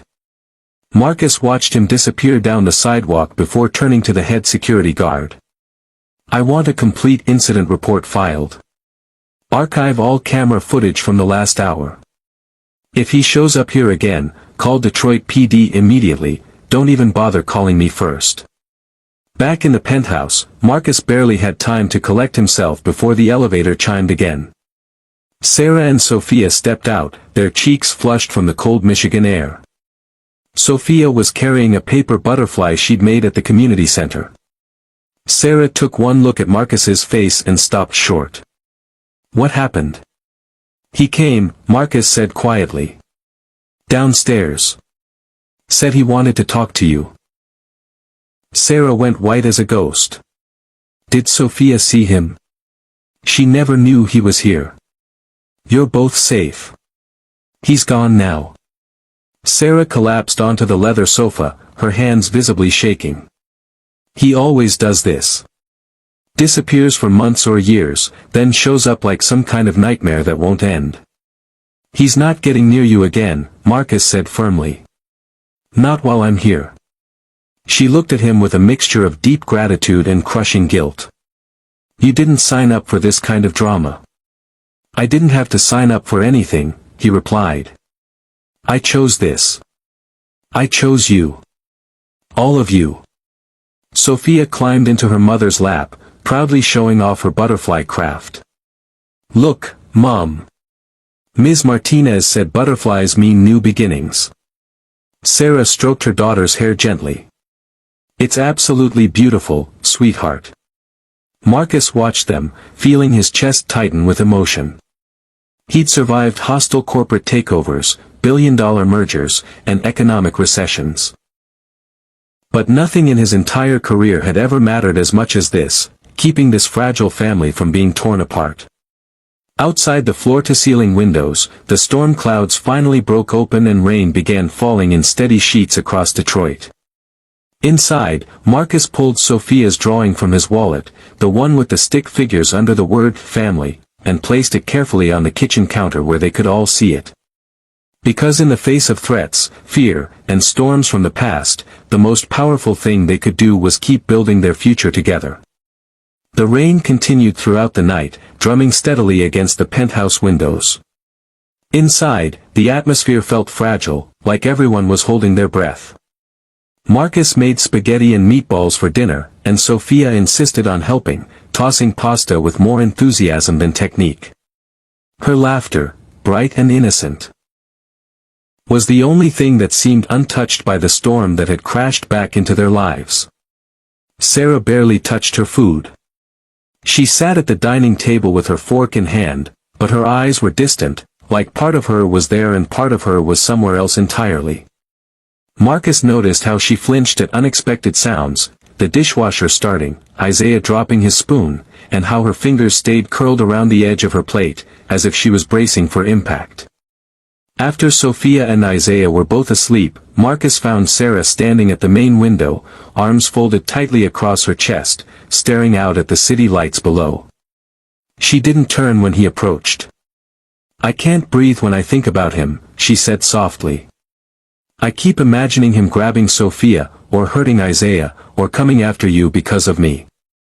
He won't get the chance, Marcus said firmly. Security's been doubled. Ray's got eyes on every entrance. We're completely protected, Marcus said firmly. Sarah shook her head. No lock or camera can stop a man like Deshaun if he really wants something. He doesn't care about rules or consequences. Marcus stepped closer beside her at the window. Then we give him something else to be afraid of. She looked at him sharply. You're talking like someone who's never been truly scared. I've been terrified plenty of times, Marcus replied. But never of doing what's right. Sarah's voice cracked. But what if I'm the one who destroys this? I've ruined everything good that's ever happened to me. Marcus reached out, placing a gentle hand on her shoulder. You didn't ruin anything, Sarah. You survived hell and kept your children alive when the whole world gave up on you. That's not failure, that's incredible strength. She turned to face him, tears brimming in her eyes. Why do you care so much about us? He paused, choosing his words carefully. Because I see who you really are. Not just the scars or the painful history. I see the mother who walked miles in a snowstorm to get formula for her baby. The woman who never stopped fighting for her kids when everyone else would have given up. I care because your courage reminds me of the kind of man I want to be. She exhaled shakily and leaned into him for just a moment, just long enough to steady herself. The next day, Marcus drove Sarah and Sophia to a group therapy session at the Detroit Community Center. Sarah had agreed reluctantly, but Marcus knew healing wasn't a solo journey. It needed witnesses, support, and sometimes mirrors to show you how far you'd come. While they were gone, Marcus took Isaiah to Belle Isle Park, the baby bundled snugly in a weatherproof carrier. The Michigan sky was finally clear after days of storms, the air crisp and clean. He sat on a bench near the playground, watching other parents push children on swings and chase them through piles of wet autumn leaves. An elderly woman with silver hair and kind eyes approached, smiling at Isaiah. "First baby?" she asked. Marcus nodded, even though it wasn't exactly the whole truth. "Sort of." She chuckled warmly. "They change everything, don't they?" "Yeah," Marcus said, gently bouncing Isaiah. "They really do." She sat beside him on the bench. "I raised 3 boys, lost one in Afghanistan. The other 2 still call me every Sunday without fail. Children grow up, but the worry never stops." Marcus glanced at her. "Does the fear ever go away?" She looked at him with understanding eyes. "No, honey. But the love gets so much louder that the fear starts to matter less." That wisdom stayed with him all afternoon. Later that evening, Sarah returned from her therapy session quieter but somehow lighter. She didn't share details, but Marcus noticed how her posture had changed, still cautious, but less like she was carrying the weight of the world. Sophia made hot chocolate for everyone, insisting on extra marshmallows and whipped cream. "It's like a fancy coffee shop," she announced proudly. That night, while Sarah gave Isaiah his bath and Sophia worked on homework at the dining table, Marcus sat in his home office with Ray on speakerphone. "I've got an update," Ray said. "We've been tracking Deshaun since his little visit. He's been asking around downtown shelters, seems to be staying at a flophouse near Eastern Market." "Is he armed?" "No confirmation yet, but his criminal record isn't exactly clean." "You want me to reach out to the prosecutor's office?" Marcus hesitated. "No, not yet. I don't want to drag Sarah through a court battle unless we absolutely have to." Ray sighed. "Then we wait and stay ready." Marcus hung up and returned to the living room. Sophia had fallen asleep on the couch, her head resting against a throw pillow, colored pencils still scattered around her. Sarah sat cross-legged on the carpet, gently rocking Isaiah, who had finally settled down after a fussy hour. "I heard from Ray," Marcus said quietly. She didn't look up from the baby. "And?" "He's keeping tabs on Deshaun. We're safe for now." Sarah nodded. "Thank you." Marcus hesitated before asking, "Sarah, have you ever thought about what comes next? Not running or hiding, but actually building something permanent?" "I used to dream about that," she said softly. "But I don't even know what that would look like anymore." He crouched down beside her. "Maybe it's not about a specific place. Maybe it's about deciding to stop running and start building something new." She looked up at him. "With you?" "With whoever you choose," Marcus said honestly. "But I'll be here for as long as you need me." She smiled faintly, brushing Isaiah's soft curls. "You're not like anyone I've ever met." "Good," he said. "Because you deserve so much better than what you've had." Outside the penthouse windows, the rain had finally stopped. Detroit shimmered with reflected lights in the puddles below. Inside, for the first time in years, Sarah leaned back against the couch, took a deep breath, and said 3 words she hadn't spoken in forever. "I feel safe." And for Marcus, that was worth more than every deal he'd ever closed, every Fortune 500 ranking he'd ever achieved. Because real safety, the kind that lets you sleep peacefully and dream about tomorrow, was precious and rare. And now it was theirs. The days that followed settled into something Marcus had never experienced before, the beautiful chaos of family life. He found himself adapting to children in his pristine penthouse with surprising ease. He no longer jumped when Isaiah's bottle hit the hardwood floor or when the baby's cries echoed through the hallways at 3 a.m. There was something grounding about their presence, something authentically real that his sterile bachelor life had been missing. Sarah began to emerge from the protective shell she'd worn like armor for years. She took longer walks around downtown Detroit with Sophia, even signed up for a cooking class at the community center. Marcus helped Sarah apply for a position at Common Ground Cafe, a nonprofit in downtown Detroit that specifically hired single mothers. When she got the interview, they celebrated with dollar store cupcakes that Sophia decorated with rainbow sprinkles and way too much frosting.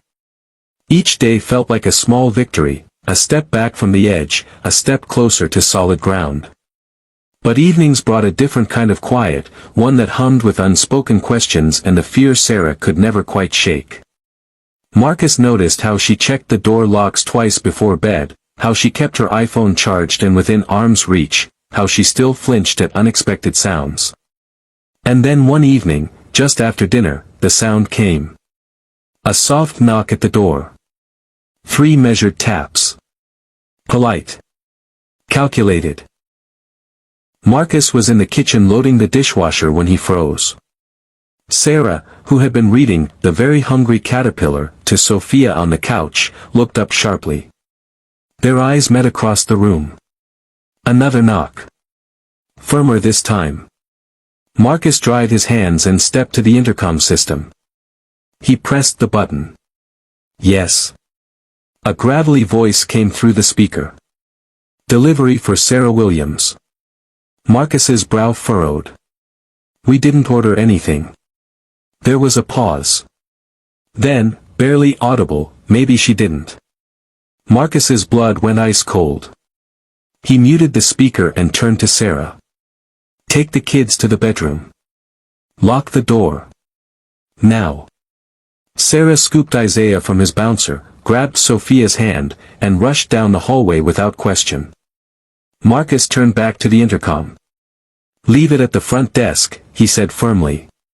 I'll pick it up later. But when he checked the security camera feed on his iPad, there was no delivery driver. No uniform. Just a figure in a dark hoodie standing by the elevator, back turned to the camera like he knew exactly where it was.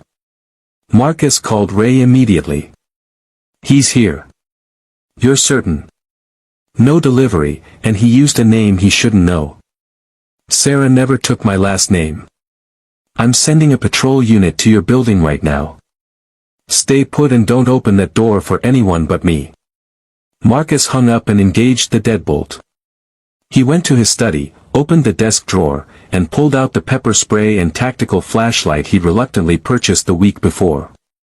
He hated the idea of weapons, but he hated feeling helpless even more. From down the hallway, he could hear Sophia's soft voice whispering to her mother, and Isaiah fussing again. The air felt heavy, electric, like those moments before a Michigan thunderstorm breaks open. 20 minutes later, a knock came with an authoritative voice, Mr. Williams, Detroit PD. Marcus opened the door cautiously. A uniformed officer stood beside Ray, whose face was grim. We didn't catch him, Ray said. Guy slipped out through the service elevator before building security could corner him. Marcus's jaw clenched. He knew Sarah's full name. Ray nodded grimly. He's escalating. This was psychological warfare. The officer took statements while Ray walked the perimeter of the penthouse, checking every access point and reviewing security footage. When they finished, Marcus stood with Ray in the hallway outside the apartment. We need to consider relocation, Ray said. At least temporarily. He's hunting now, and you saw how easily he got this close. Marcus exhaled heavily.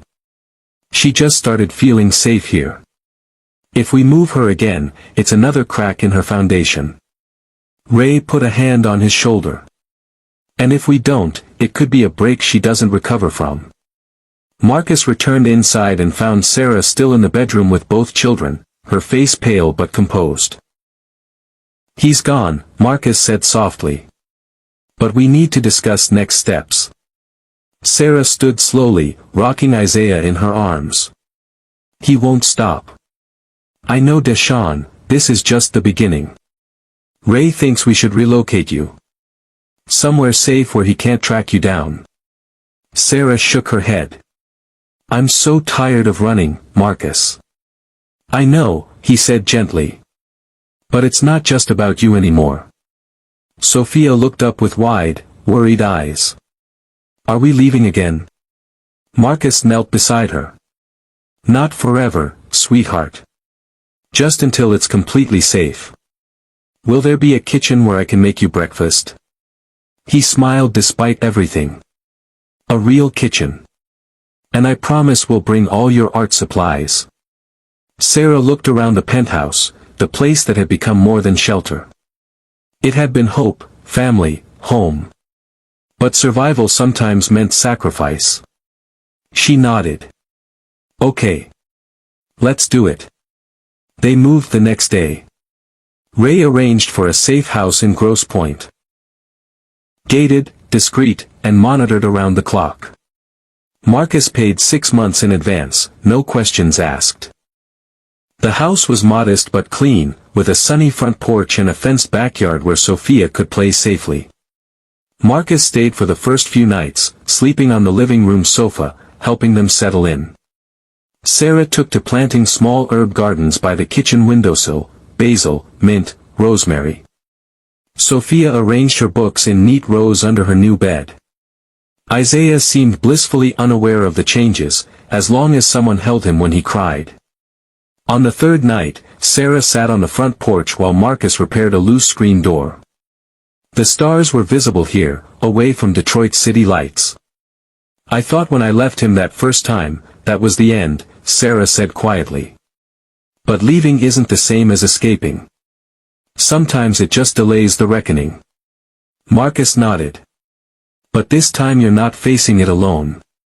That changes everything. She looked at him. Do you ever regret it? Taking us in? He leaned against the porch railing. Never. Even now.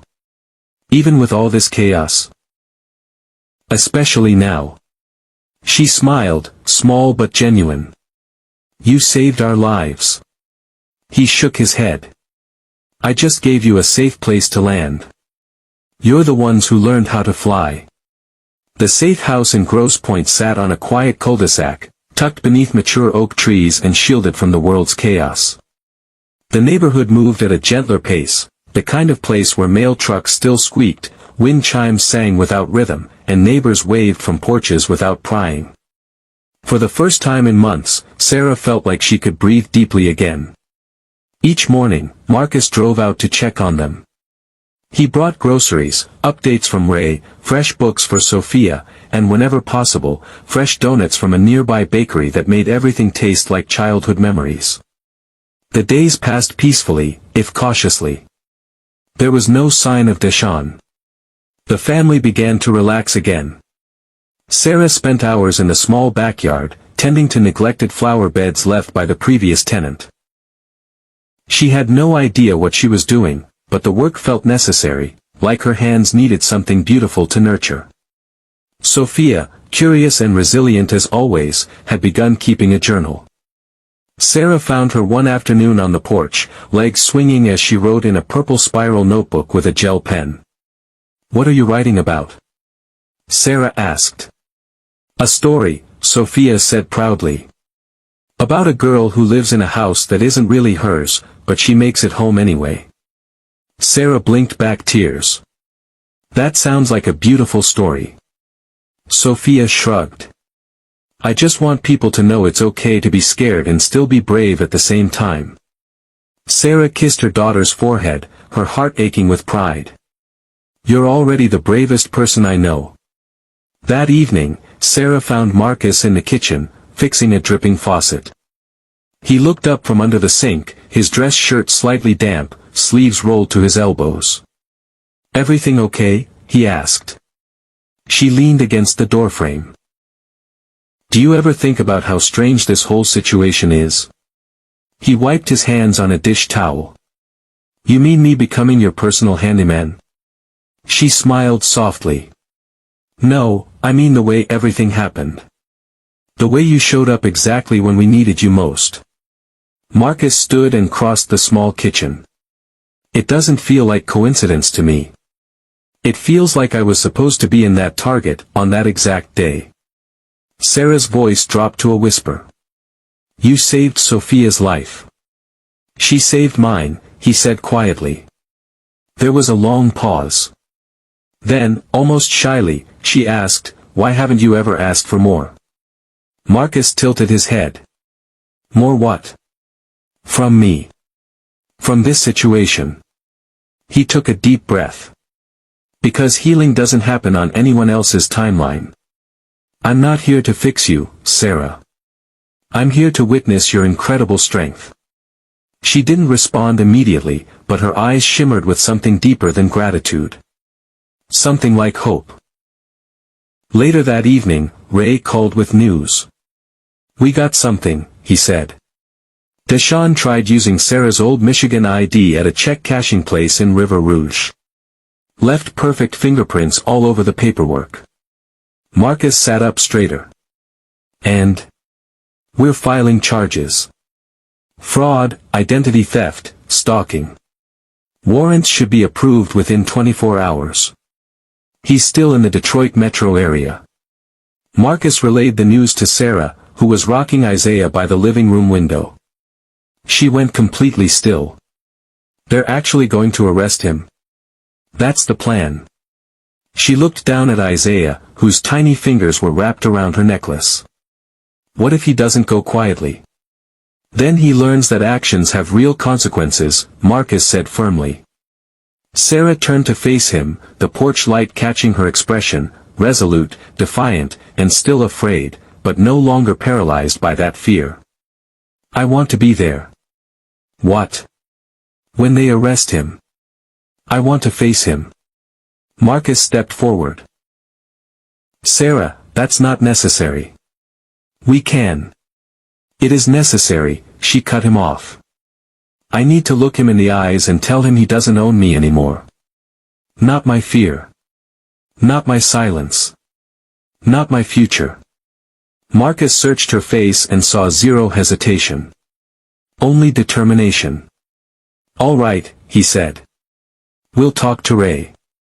The next day, Ray arranged for a coordinated arrest. They knew Deshawn's location, a dive bar in Highland Park where he went every Thursday night to hustle pool and run his mouth. It was risky bringing Sarah. But she insisted, and Marcus didn't argue. That evening, they left Sophia with Mrs. Rodriguez, their kind neighbor who had taken a protective shine to the children. Sarah wore a plain black Nike hoodie, no makeup, her hair pulled back tight. She looked like tempered steel. They waited in an unmarked Ford Explorer a block away from Mickey's Lounge. Ray sat in the driver's seat, eyes on his tablet screen fed by surveillance cameras positioned around the building. There he is, Ray said. Just stepped outside for a smoke. Sarah's hands clenched into fists. Marcus touched her shoulder gently. You okay? No, she whispered. But I'm ready. When the officers moved in, it was swift and professional. Deshawn didn't even finish his Marlboro before he was face down on the sidewalk, cuffed, and having his rights read to him. He spat curses, kicked at the officers, threatened everyone within earshot. And then he saw her. Sarah stepped out of the SUV, her face completely calm. You, Deshawn snarled, struggling against the handcuffs. You lying piece of. She stepped closer, just within earshot, but safely behind the police line. You don't scare me anymore. He twisted, trying to lunge toward her. The officers held him back easily. Sarah kept her voice steady and clear. You will never touch my children. You will never steal another breath from my life. This ends here, tonight. Deshawn's face contorted with rage and disbelief. But she didn't flinch. She didn't back down. She stood there like an immovable force. Ray gently guided her back to the vehicle. Marcus followed, staying quiet. Inside the Explorer, Sarah stared straight ahead, breathing slowly and deeply. That was incredibly brave, Marcus said. She shook her head. That was necessary. And as they drove away into the Detroit night that somehow felt lighter, cleaner, Sarah leaned back in her seat and closed her eyes. She wasn't smiling. But something fundamental inside her had shifted. She wasn't just surviving anymore. She was living. 6 months later. The morning sun streamed through the kitchen windows of their new home in Royal Oak, a modest 3-bedroom house with a real backyard where Sophia could play safely. Sarah stood at the stove making pancakes, wearing scrubs from her job at Detroit Children's Hospital, where she now worked as a patient advocate. Marcus sat at the kitchen table, helping Sophia with her second-grade math homework while Isaiah banged cheerfully on his high chair tray. "Mr. Marcus," Sophia said, looking up from her worksheet, "do you think we'll always be a family?" Marcus glanced at Sarah, who turned from the stove with a knowing smile. "Always," he said simply. "Families aren't just about blood. They're about the people who choose to love you every single day."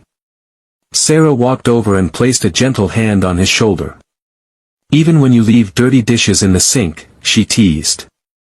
"Hey, that was one time," Marcus protested, grinning. Outside, Detroit was waking up, traffic building on Woodward Avenue, school buses rumbling to life, the city moving forward like it always did.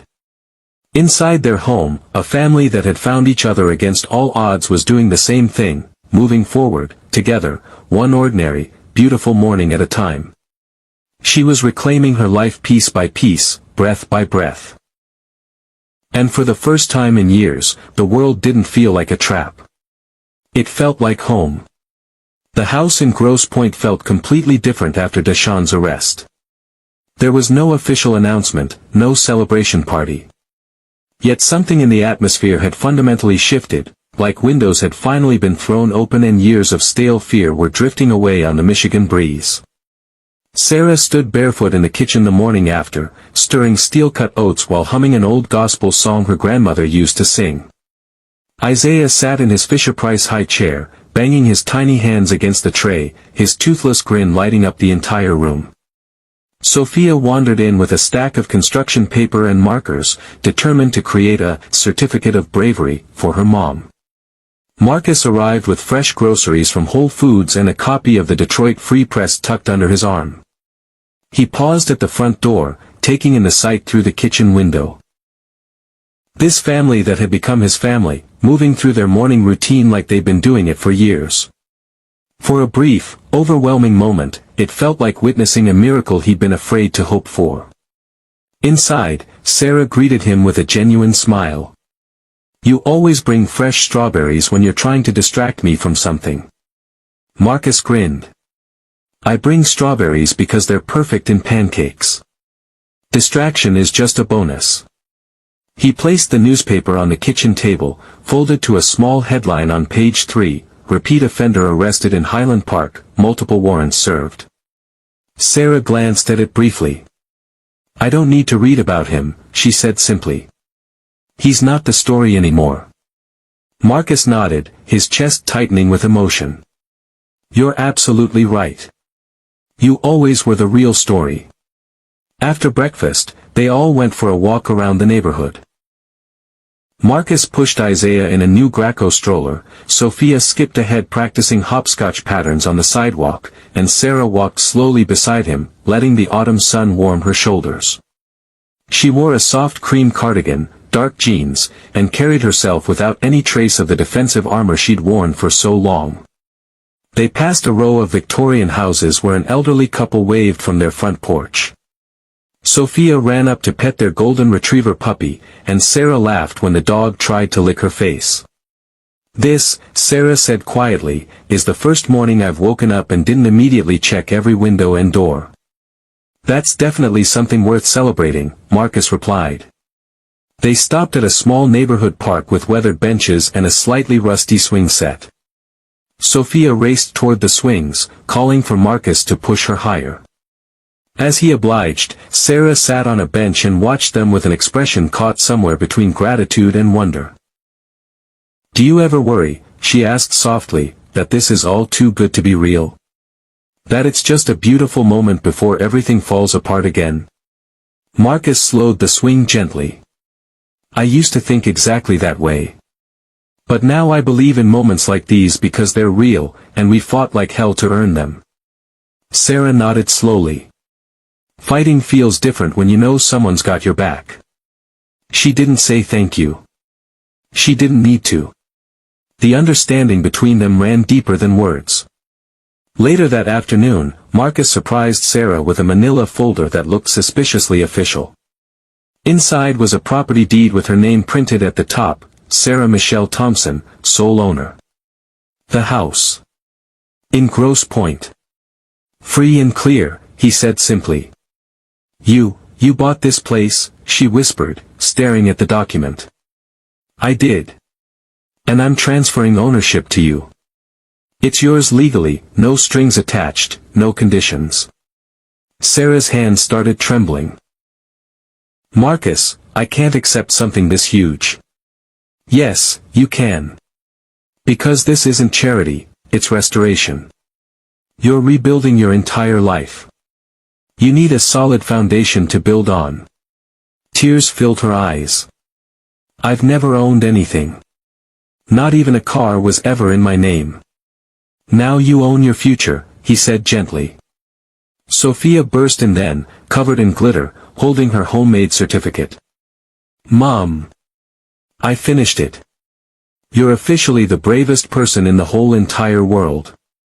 Sarah knelt down, hugging her daughter fiercely.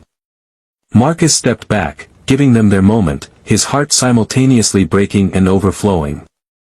That evening, they had a quiet celebration dinner, just the four of them around the kitchen table. Sarah lit a single vanilla candle in the center, not for ceremony but for meaning. For light conquering darkness. After dessert, Sophia leaned over and whispered conspiratorially to Marcus, "Do you think you'll ever marry my mum?" Marcus nearly choked on his coffee. "That's not really up to me, sweetheart." "Well, you should," Sophia said with 8-year-old wisdom. "You both like cooking, you both worry too much, and you both make me feel safe. That's definitely true love." Marcus laughed until happy tears formed in his eyes, and across the table, Sarah's face glowed with the kind of joy that comes from knowing you're exactly where you belong. Later, after the kids were fast asleep, Sarah joined Marcus on the front porch. The Michigan evening air was crisp and clear. "I heard what Sophia said earlier," she said with gentle teasing in her voice. "Kids say the most unexpected things," Marcus replied. "She's not wrong, though." Marcus turned to face her. "Sarah, you don't owe me anything. You never have." "I know," she said softly. "That's exactly why it means everything." The silence between them was no longer heavy with unspoken fears. It was rich, comfortable, full of possibility. "Do you believe in second chances?" she asked. "I believe in people who fight for them," he said. She leaned her head against his shoulder. "Then maybe I'm starting to believe in them too." The Detroit night air was cool and sweet. Stars scattered overhead like quiet witnesses to their journey. And for the first time since this whole beautiful, chaotic story began, there was nothing chasing them. Only peace. Only the promise of whatever came next. The morning after their porch conversation, Sarah woke before sunrise. The house was still wrapped in comfortable darkness, filled only with Isaiah's soft breathing and the gentle ticking of the kitchen clock. She padded barefoot to the kitchen and stood by the window, watching the sky slowly shift from deep black to pale gold. For the first time in years, she wasn't afraid of the day beginning. But something lingered, a memory she hadn't invited, pressing itself into the quiet morning. She made coffee, sat at the kitchen table, and opened the journal she'd been keeping since moving to Grosse Pointe. The pages were filled with fragments of thoughts, hopes, fears she'd been processing. Today, her hand moved slowly across the page, writing a name she hadn't spoken in 15 years. Keisha, asterisk. Her younger sister. The last time they'd spoken was the night before Sarah left home for good, 19 years old, pregnant, terrified, and alone. Keisha had begged her to stay, but Sarah had already packed her fear and stubborn pride into a duffel bag and walked out into a world that didn't care whether she survived. She hadn't heard from Keisha since. Years passed. Life twisted and shattered and slowly rebuilt itself. But that thread between them remained, frayed but never completely broken. Marcus came into the kitchen quietly, rubbing sleep from his eyes. "You okay?" Sarah nodded. "Just thinking. About my sister." I didn't know you had a sister. I do, but I haven't seen her in 15 years. Last I heard, she was still in Chicago, working at the public library. She always loved books more than people. Marcus poured himself coffee. Do you want to try to find her? Sarah hesitated. I'm not sure what I'd even say. Sorry, I disappeared into thin air. Here's my trauma and 2 kids. He leaned against the counter. Maybe you'd just say, I missed you. That afternoon, while Isaiah napped and Sophia created sidewalk art with colored chalk in the driveway, Marcus made some discreet phone calls to a few contacts. By evening, he had a name, an address, and a phone number written on a slip of paper. He handed it to Sarah. She's in Chicago still. Branch manager at the Woodlawn Public Library. Same last name, Richardson. It's definitely her. Sarah stared at the information. I don't know if I'm ready for this. There's no deadline, Marcus said gently. Just possibility. She tucked the paper into her journal. Thank you. That night, Sarah barely slept. She lay awake listening to the house settle around them, memories washing over her in waves, fights with their mother, Keisha reading fairy tales under bedcovers with a flashlight, their shared dreams of escaping their neighborhood someday.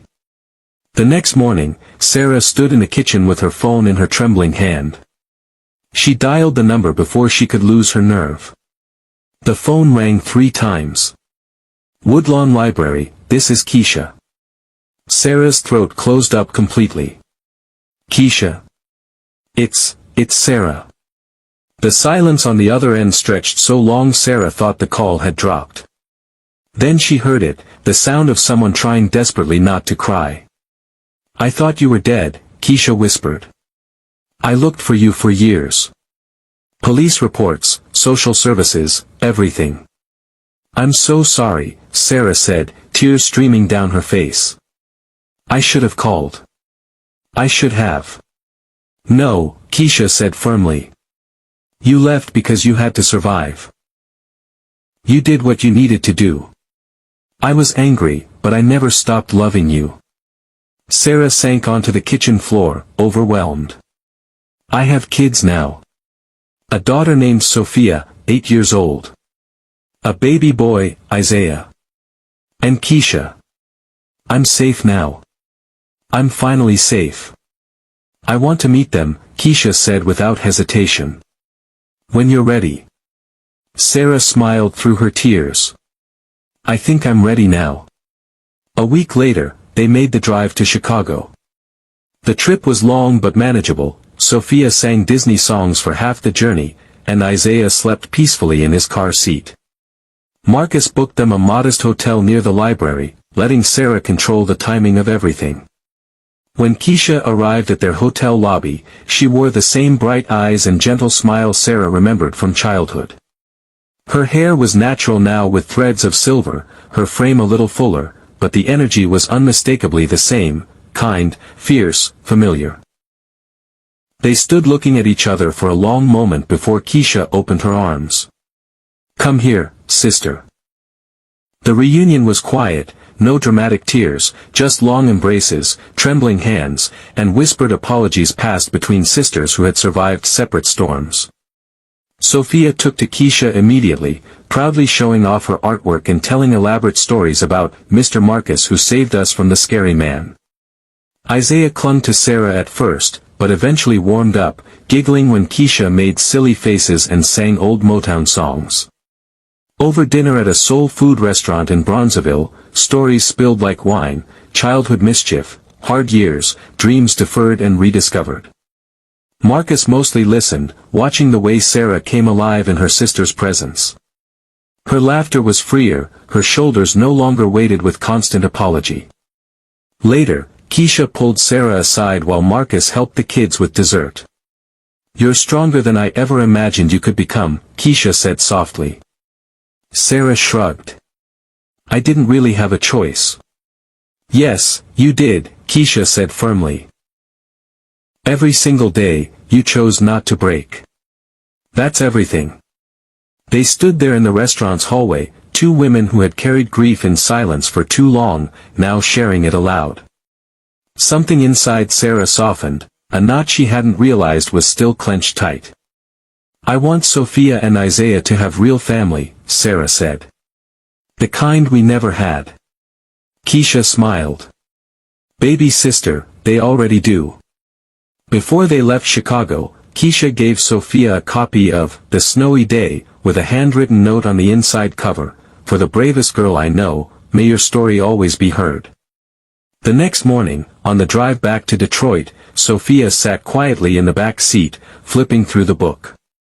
"Do we have to wait a long time to see Aunt Keisha again?" she asked. "No, sweetheart," Sarah said, glancing at her in the rearview mirror. "Not anymore." As I-94 stretched ahead of them, lined with autumn sunlight and endless possibility, Sarah knew this chapter wasn't about endings. It was about stitching the past to the present, weaving a tapestry from pain, forgiveness, and new beginnings. It was about reclaiming not just safety, but family. And family, she realized, didn't need to be perfect. It just needed to be real. It was a week after returning from Chicago when the letter arrived. Sarah found it tucked between utility bills and grocery store circulars.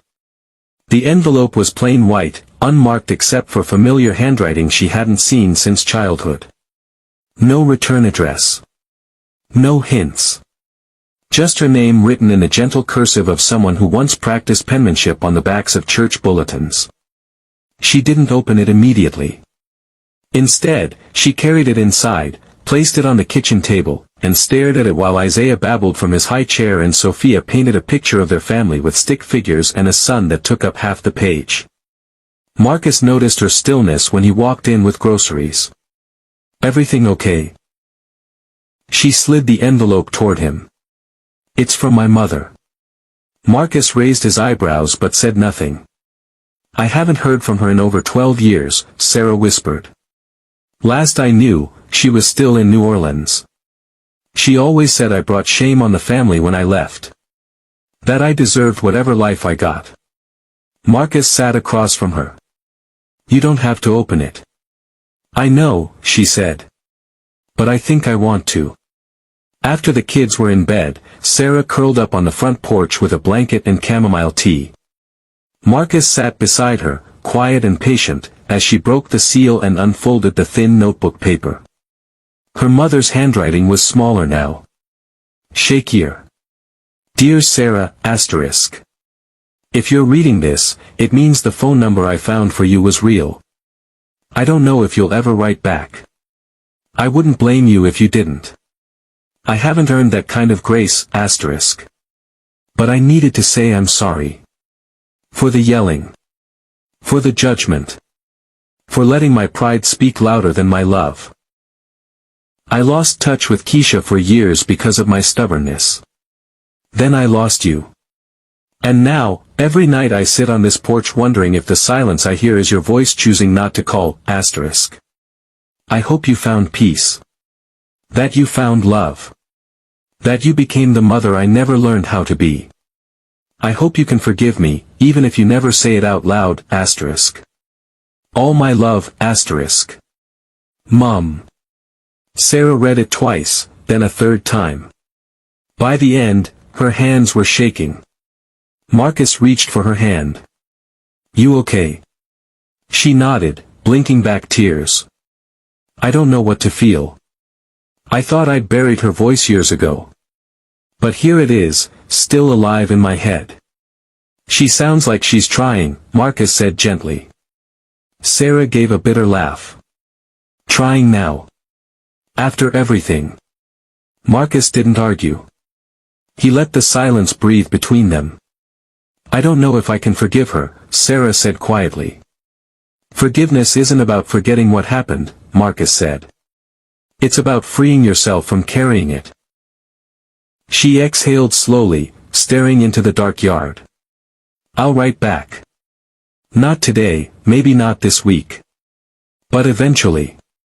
The following morning, Sarah surprised Marcus by asking if they could take the kids into downtown Detroit. She wanted to visit the Charles H. Wright Museum of African American History. "It's time Sophia learns where she comes from," Sarah said. "The beautiful parts and the difficult parts." They spent the afternoon exploring the exhibits. Sophia asked dozens of questions, most thoughtful, some hilarious. Isaiah giggled every time he saw photographs of children playing. Standing in front of a display about the Great Migration, Sarah held Sophia's hand and pointed to a map showing families moving north from the south. "Your great-grandmother made this same journey," she told Sophia. "She left Mississippi with nothing but hope and courage." "Just like we did," Sophia said matter-of-factly. Sarah smiled, her heart full. "Yeah, sweetheart. Just like we did." But it was Sarah who lingered longest at one particular display.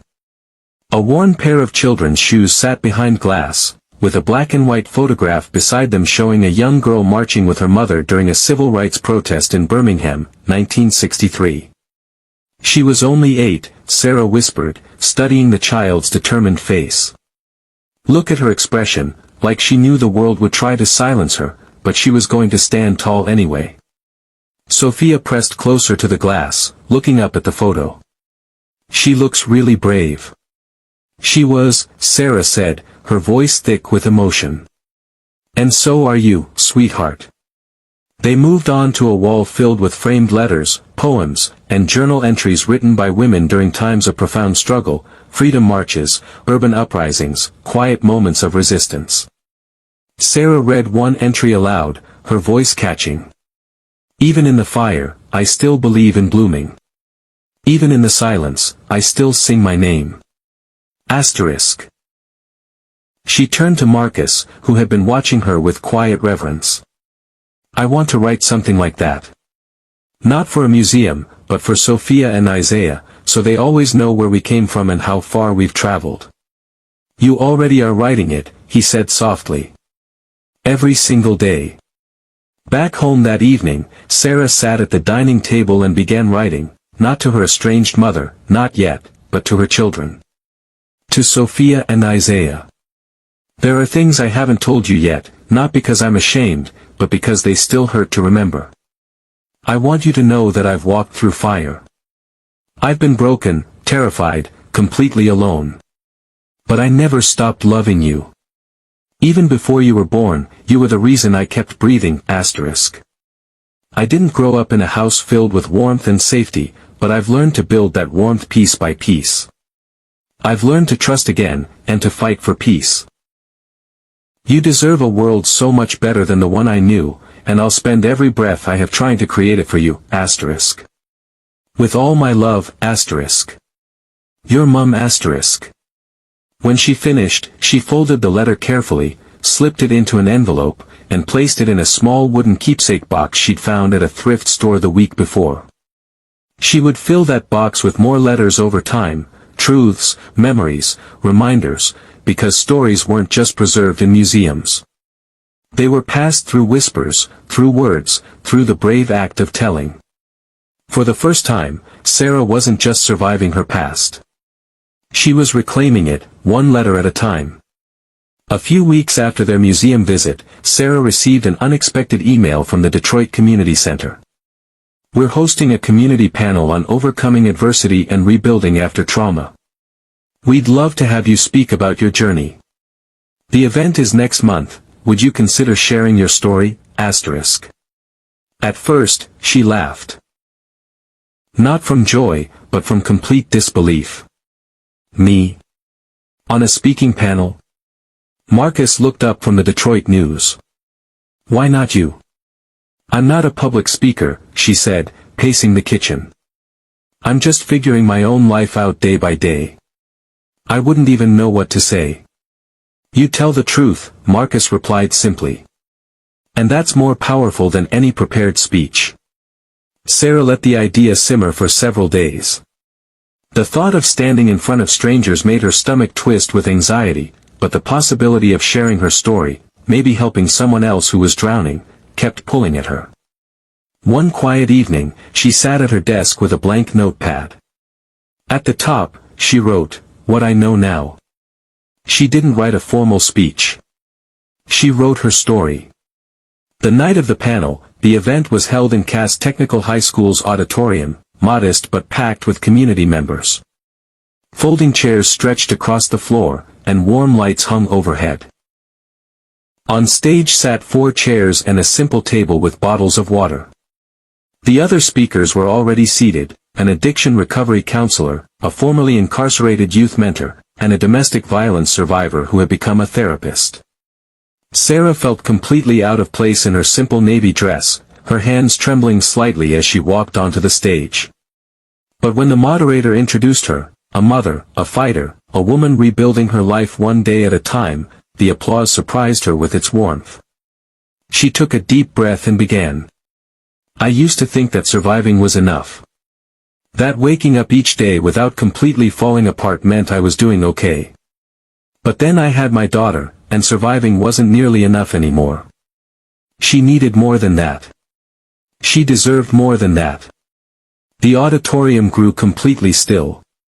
I left a man who convinced me I was worthless. I lived under an overpass with my babies. I begged strangers for formula money. And then one day, a man in a Target didn't just look through me like I was invisible. He saw me, not just the dirt on my clothes or the desperation in my eyes, but me. She glanced at Marcus in the audience. He gave her a small nod, steady and proud. I've been afraid every single day since then. But I keep choosing to show up anyway, for my kids, for myself, and for every woman sitting in this room who thinks she's too broken to start over. When she finished, the auditorium was silent for a heartbeat before erupting in sustained applause. Several women in the audience were wiping tears from their eyes. During the Q&A portion, a young mother raised her hand. How do you stop feeling like you don't deserve good things? Sarah's answer came from her heart, you practice. Every morning, you wake up and practice believing you matter. Some days you'll fail at it. But you keep practicing anyway. After the event, 3 different women approached Sarah. One asking for her phone number, another sharing her own story, a third simply saying, thank you for making me feel less alone. Driving home that night, Sarah felt something she'd never experienced before, the profound power of using her voice not just to survive, but to heal. People stood and applauded. Some wiped away tears. A few approached her afterward to share their own stories, to hug her, to tell her that her words had given them something they thought they'd lost forever, hope. One young woman clutched Sarah's hand and whispered, I'm leaving him tonight. Because of you. Sarah held her close, whispering back, you're not alone in this.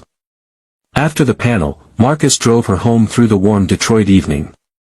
The windows were rolled down, spring air flowing in along with distant music from someone's backyard cookout. You were absolutely incredible up there, he said. I was terrified the entire time. You didn't show it at all. She turned to face him. You were right. Telling the truth really is powerful. I didn't do anything. You're the one who lived through it all. No, she said softly. You helped me remember that I was worth fighting for. He reached for her hand at the red light. Always. Back home, Sophia greeted them in her pajamas, waving a homemade poster that read, Go MOM, in glittery crayon. Isaiah babbled happily from his playpen, and Keisha, who had driven down from Chicago to babysit, smiled from the kitchen doorway. I heard you brought down the house, Keisha teased, handing Sarah a steaming cup of chamomile tea. I didn't faint or throw up, so that's a victory. They laughed together, and Sarah felt warmth spreading through her chest, something deeper than happiness. Something like genuine peace. That night, after the kids were asleep, Sarah returned to her letter-writing box. She pulled out fresh stationery and began another note. To the woman who finds this someday, maybe you're standing where I once stood. In a grocery store checkout line, in a courtroom, in a shelter. Maybe you're shaking with fear, shame, or the quiet ache of feeling invisible, *. I see you. I was you. And I need you to know something no one told me when I needed to hear it most. Your story is not over. You are not defined by your wounds. You are not the sum of who left you or who hurt you. You are still whole, even in pieces, asterisk. Somewhere out there, someone is waiting to hear your truth. Speak it, asterisk. With all my love and strength, asterisk. Sarah asterisk. She sealed the letter and placed it beneath the others. The box was growing heavier, but so was her voice. And somewhere in the world, maybe that voice would become light for someone else, just like Marcus had once been light for her.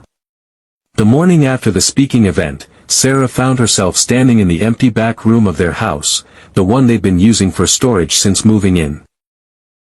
Sunlight filtered through dusty blinds, casting long streaks across cardboard boxes marked miscellaneous and winter stuff. She stared at the space, envisioning something completely different. A desk by the window. Shelves lined with journals and books. Maybe a bulletin board filled with ideas, dreams, fragments of the past transformed into something new. Marcus found her there an hour later, sleeves rolled up and hair tied back, dragging an old filing cabinet across the hardwood floor. Starting a renovation project, he asked. I'm making a writing room, she said, slightly breathless. Or at least a quiet corner where the kids don't use my manuscript pages as coloring books. He grinned. Need some help? Together, they cleared the room, lifting, sorting, laughing when they uncovered a box of Christmas decorations Sophia had labeled Santa stuff, not trash, in purple marker. By noon. You don't owe him anything, Marcus said gently. I know, she whispered. But part of me needs to hear it. Not for him, for me. For closure. You don't have to decide right now. She nodded. I won't rush into anything. But I won't ignore it either. That night, after the kids were asleep and the house was quiet, Sarah sat at her writing desk and composed a letter, not a reply she intended to send, but words she needed to write for herself. Deshawn.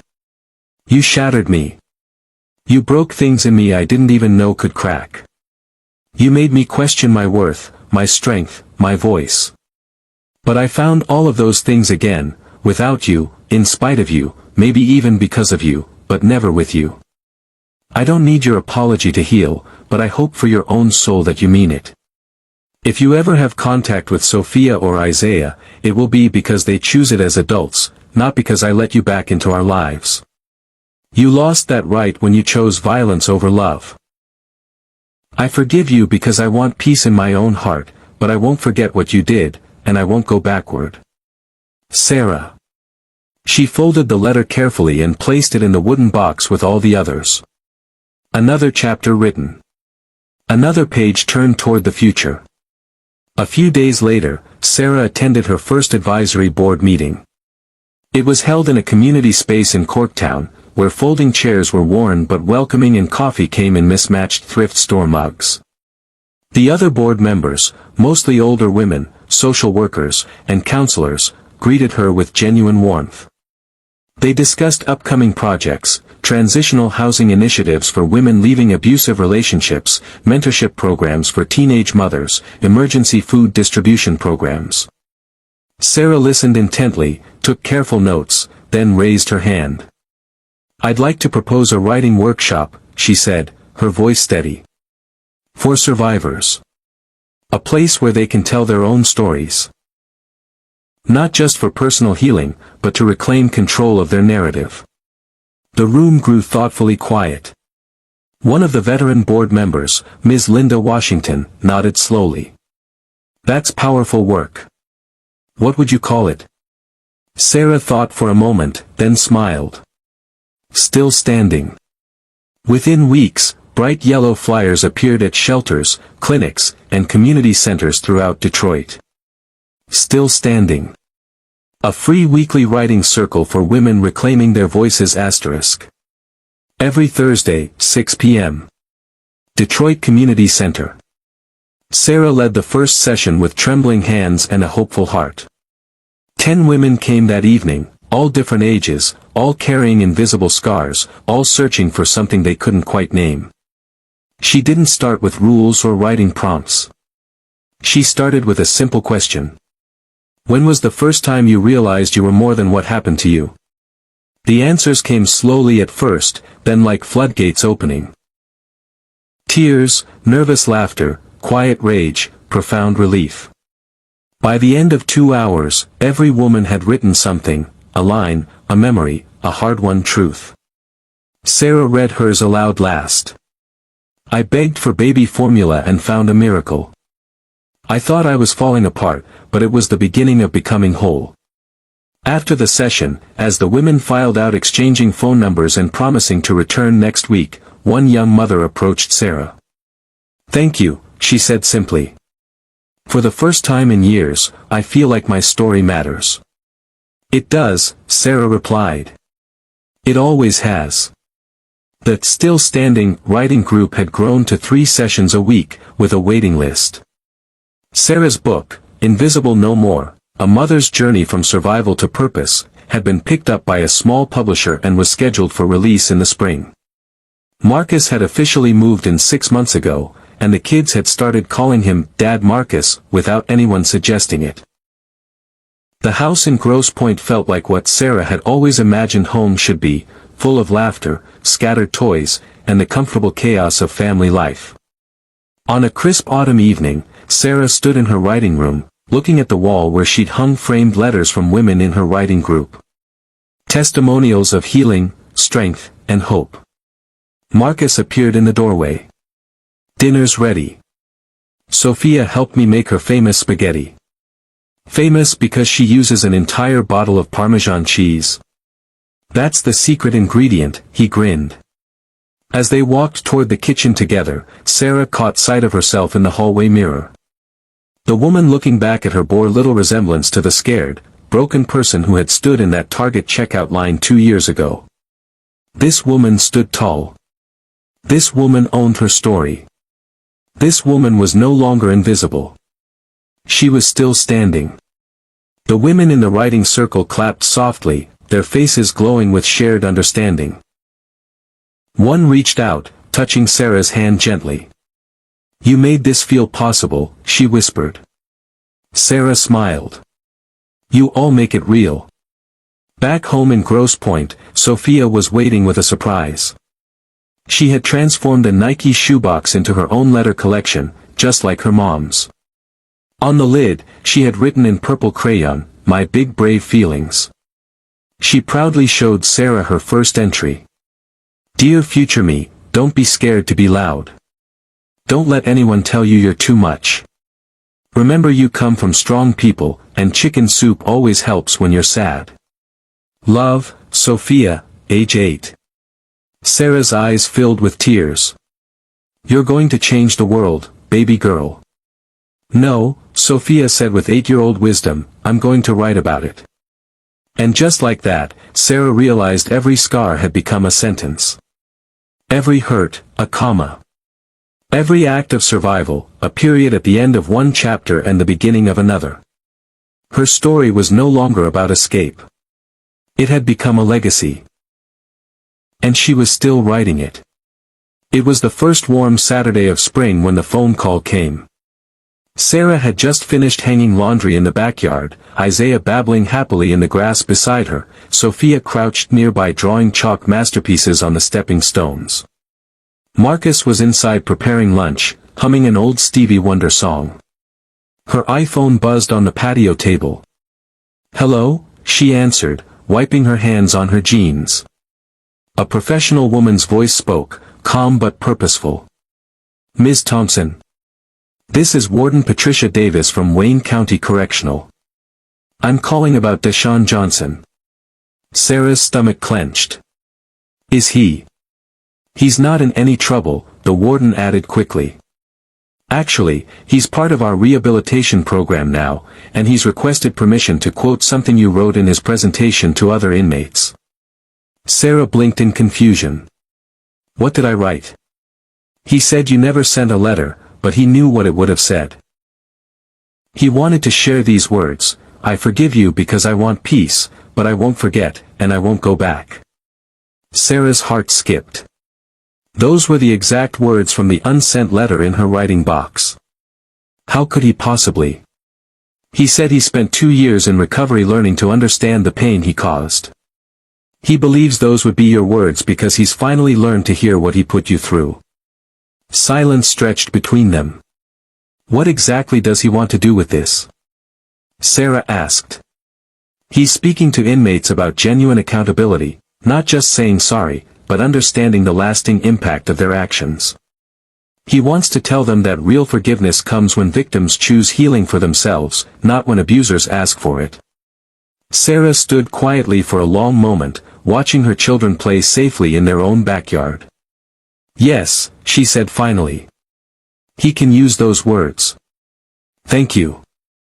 You should know, he's different now. Completely. He'll be released next year, but he's moving to Oregon to work with a nonprofit. He has no intention of disrupting your life." When the call ended, Sarah felt something she hadn't expected, genuine peace. Not because Deshaun had changed, but because his transformation didn't matter to her healing anymore. She had moved so far beyond that chapter that his growth was simply irrelevant to her story. She walked back inside and found Marcus dicing vegetables for sandwiches. "That was the prison," she said. "Deshaun's using part of my letter, the one I never sent, in a program for other inmates." Marcus dried his hands, studying her face. "How do you feel about that?" "Lighter," she said honestly. "Not because of him, but because that door is finally closed. That version of me has been laid to rest." She joined him at the counter, slicing fresh tomatoes from their garden. "I'm thinking of organizing a public reading at the community center. Give the women in my writing group a platform beyond our Thursday night circle." Marcus grinned. "I'll claim the front row seat." 2 weeks later, the Detroit Community Center was transformed.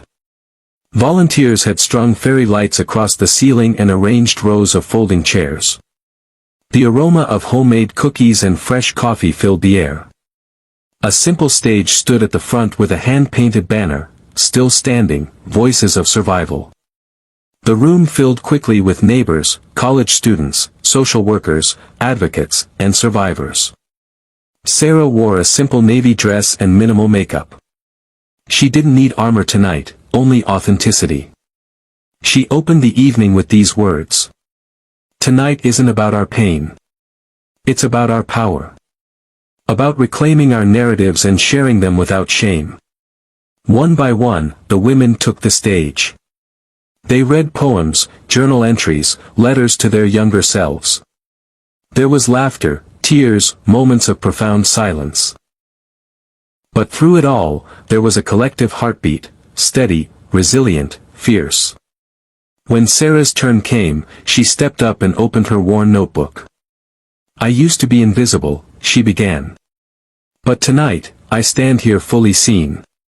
She shared the opening chapter of her memoir, the night at Target, the promise she made to the stranger who bought formula, and the words that started everything, "I promise to pay you back when I grow up." The room was completely still. She closed with the same line that ended every writing workshop, "I begged for baby formula and found a miracle. I thought I was falling apart, but it was the beginning of becoming whole." When she finished, the applause was thunderous. Afterward, as guests mingled and soft jazz played in the background, an elderly woman approached her, a stranger with silver hair and kind eyes. "I don't know you personally," the woman said, "but I feel like I've known you forever. Your story, it was mine once, 40 years ago. And now, I think I'm finally ready to tell it." Sarah embraced her warmly. That night, as they packed up chairs and turned off lights, Sophia ran up holding a paper crown made from folded event flyers. "I made you something," she announced, "because you're the queen of being brave." Sarah laughed through happy tears and knelt down. "Then you must be the princess." "Nope," Sophia said proudly. "I'm the author." At home, after the kids were asleep, Sarah sat one final time at her writing desk. The memoir manuscript was nearly complete. She wrote the closing lines with steady hands. This is not a story about rescue. This is a story about choosing to live fully, even when life gives you every reason to give up. And if you're reading these words, you've already begun your own journey of choosing. Keep choosing. Keep writing. Keep standing. She closed the notebook and looked out at the Detroit skyline twinkling in the distance. Her heart was full. Her voice was strong. Her children were safe and thriving. And somewhere out there, another woman was just beginning to discover that she, too, was still standing. Sparkles, if this story stirred something in you, if it made you feel seen, hopeful, or reminded you of your own strength, don't let it end here. Hit subscribe and stay with us, because there are more voices, more journeys, and more powerful truths still waiting to be told. Every scar can become a sentence. Every survival can become a story. And the next one might just be the one you need. Open book, stay tuned, more chapters are coming.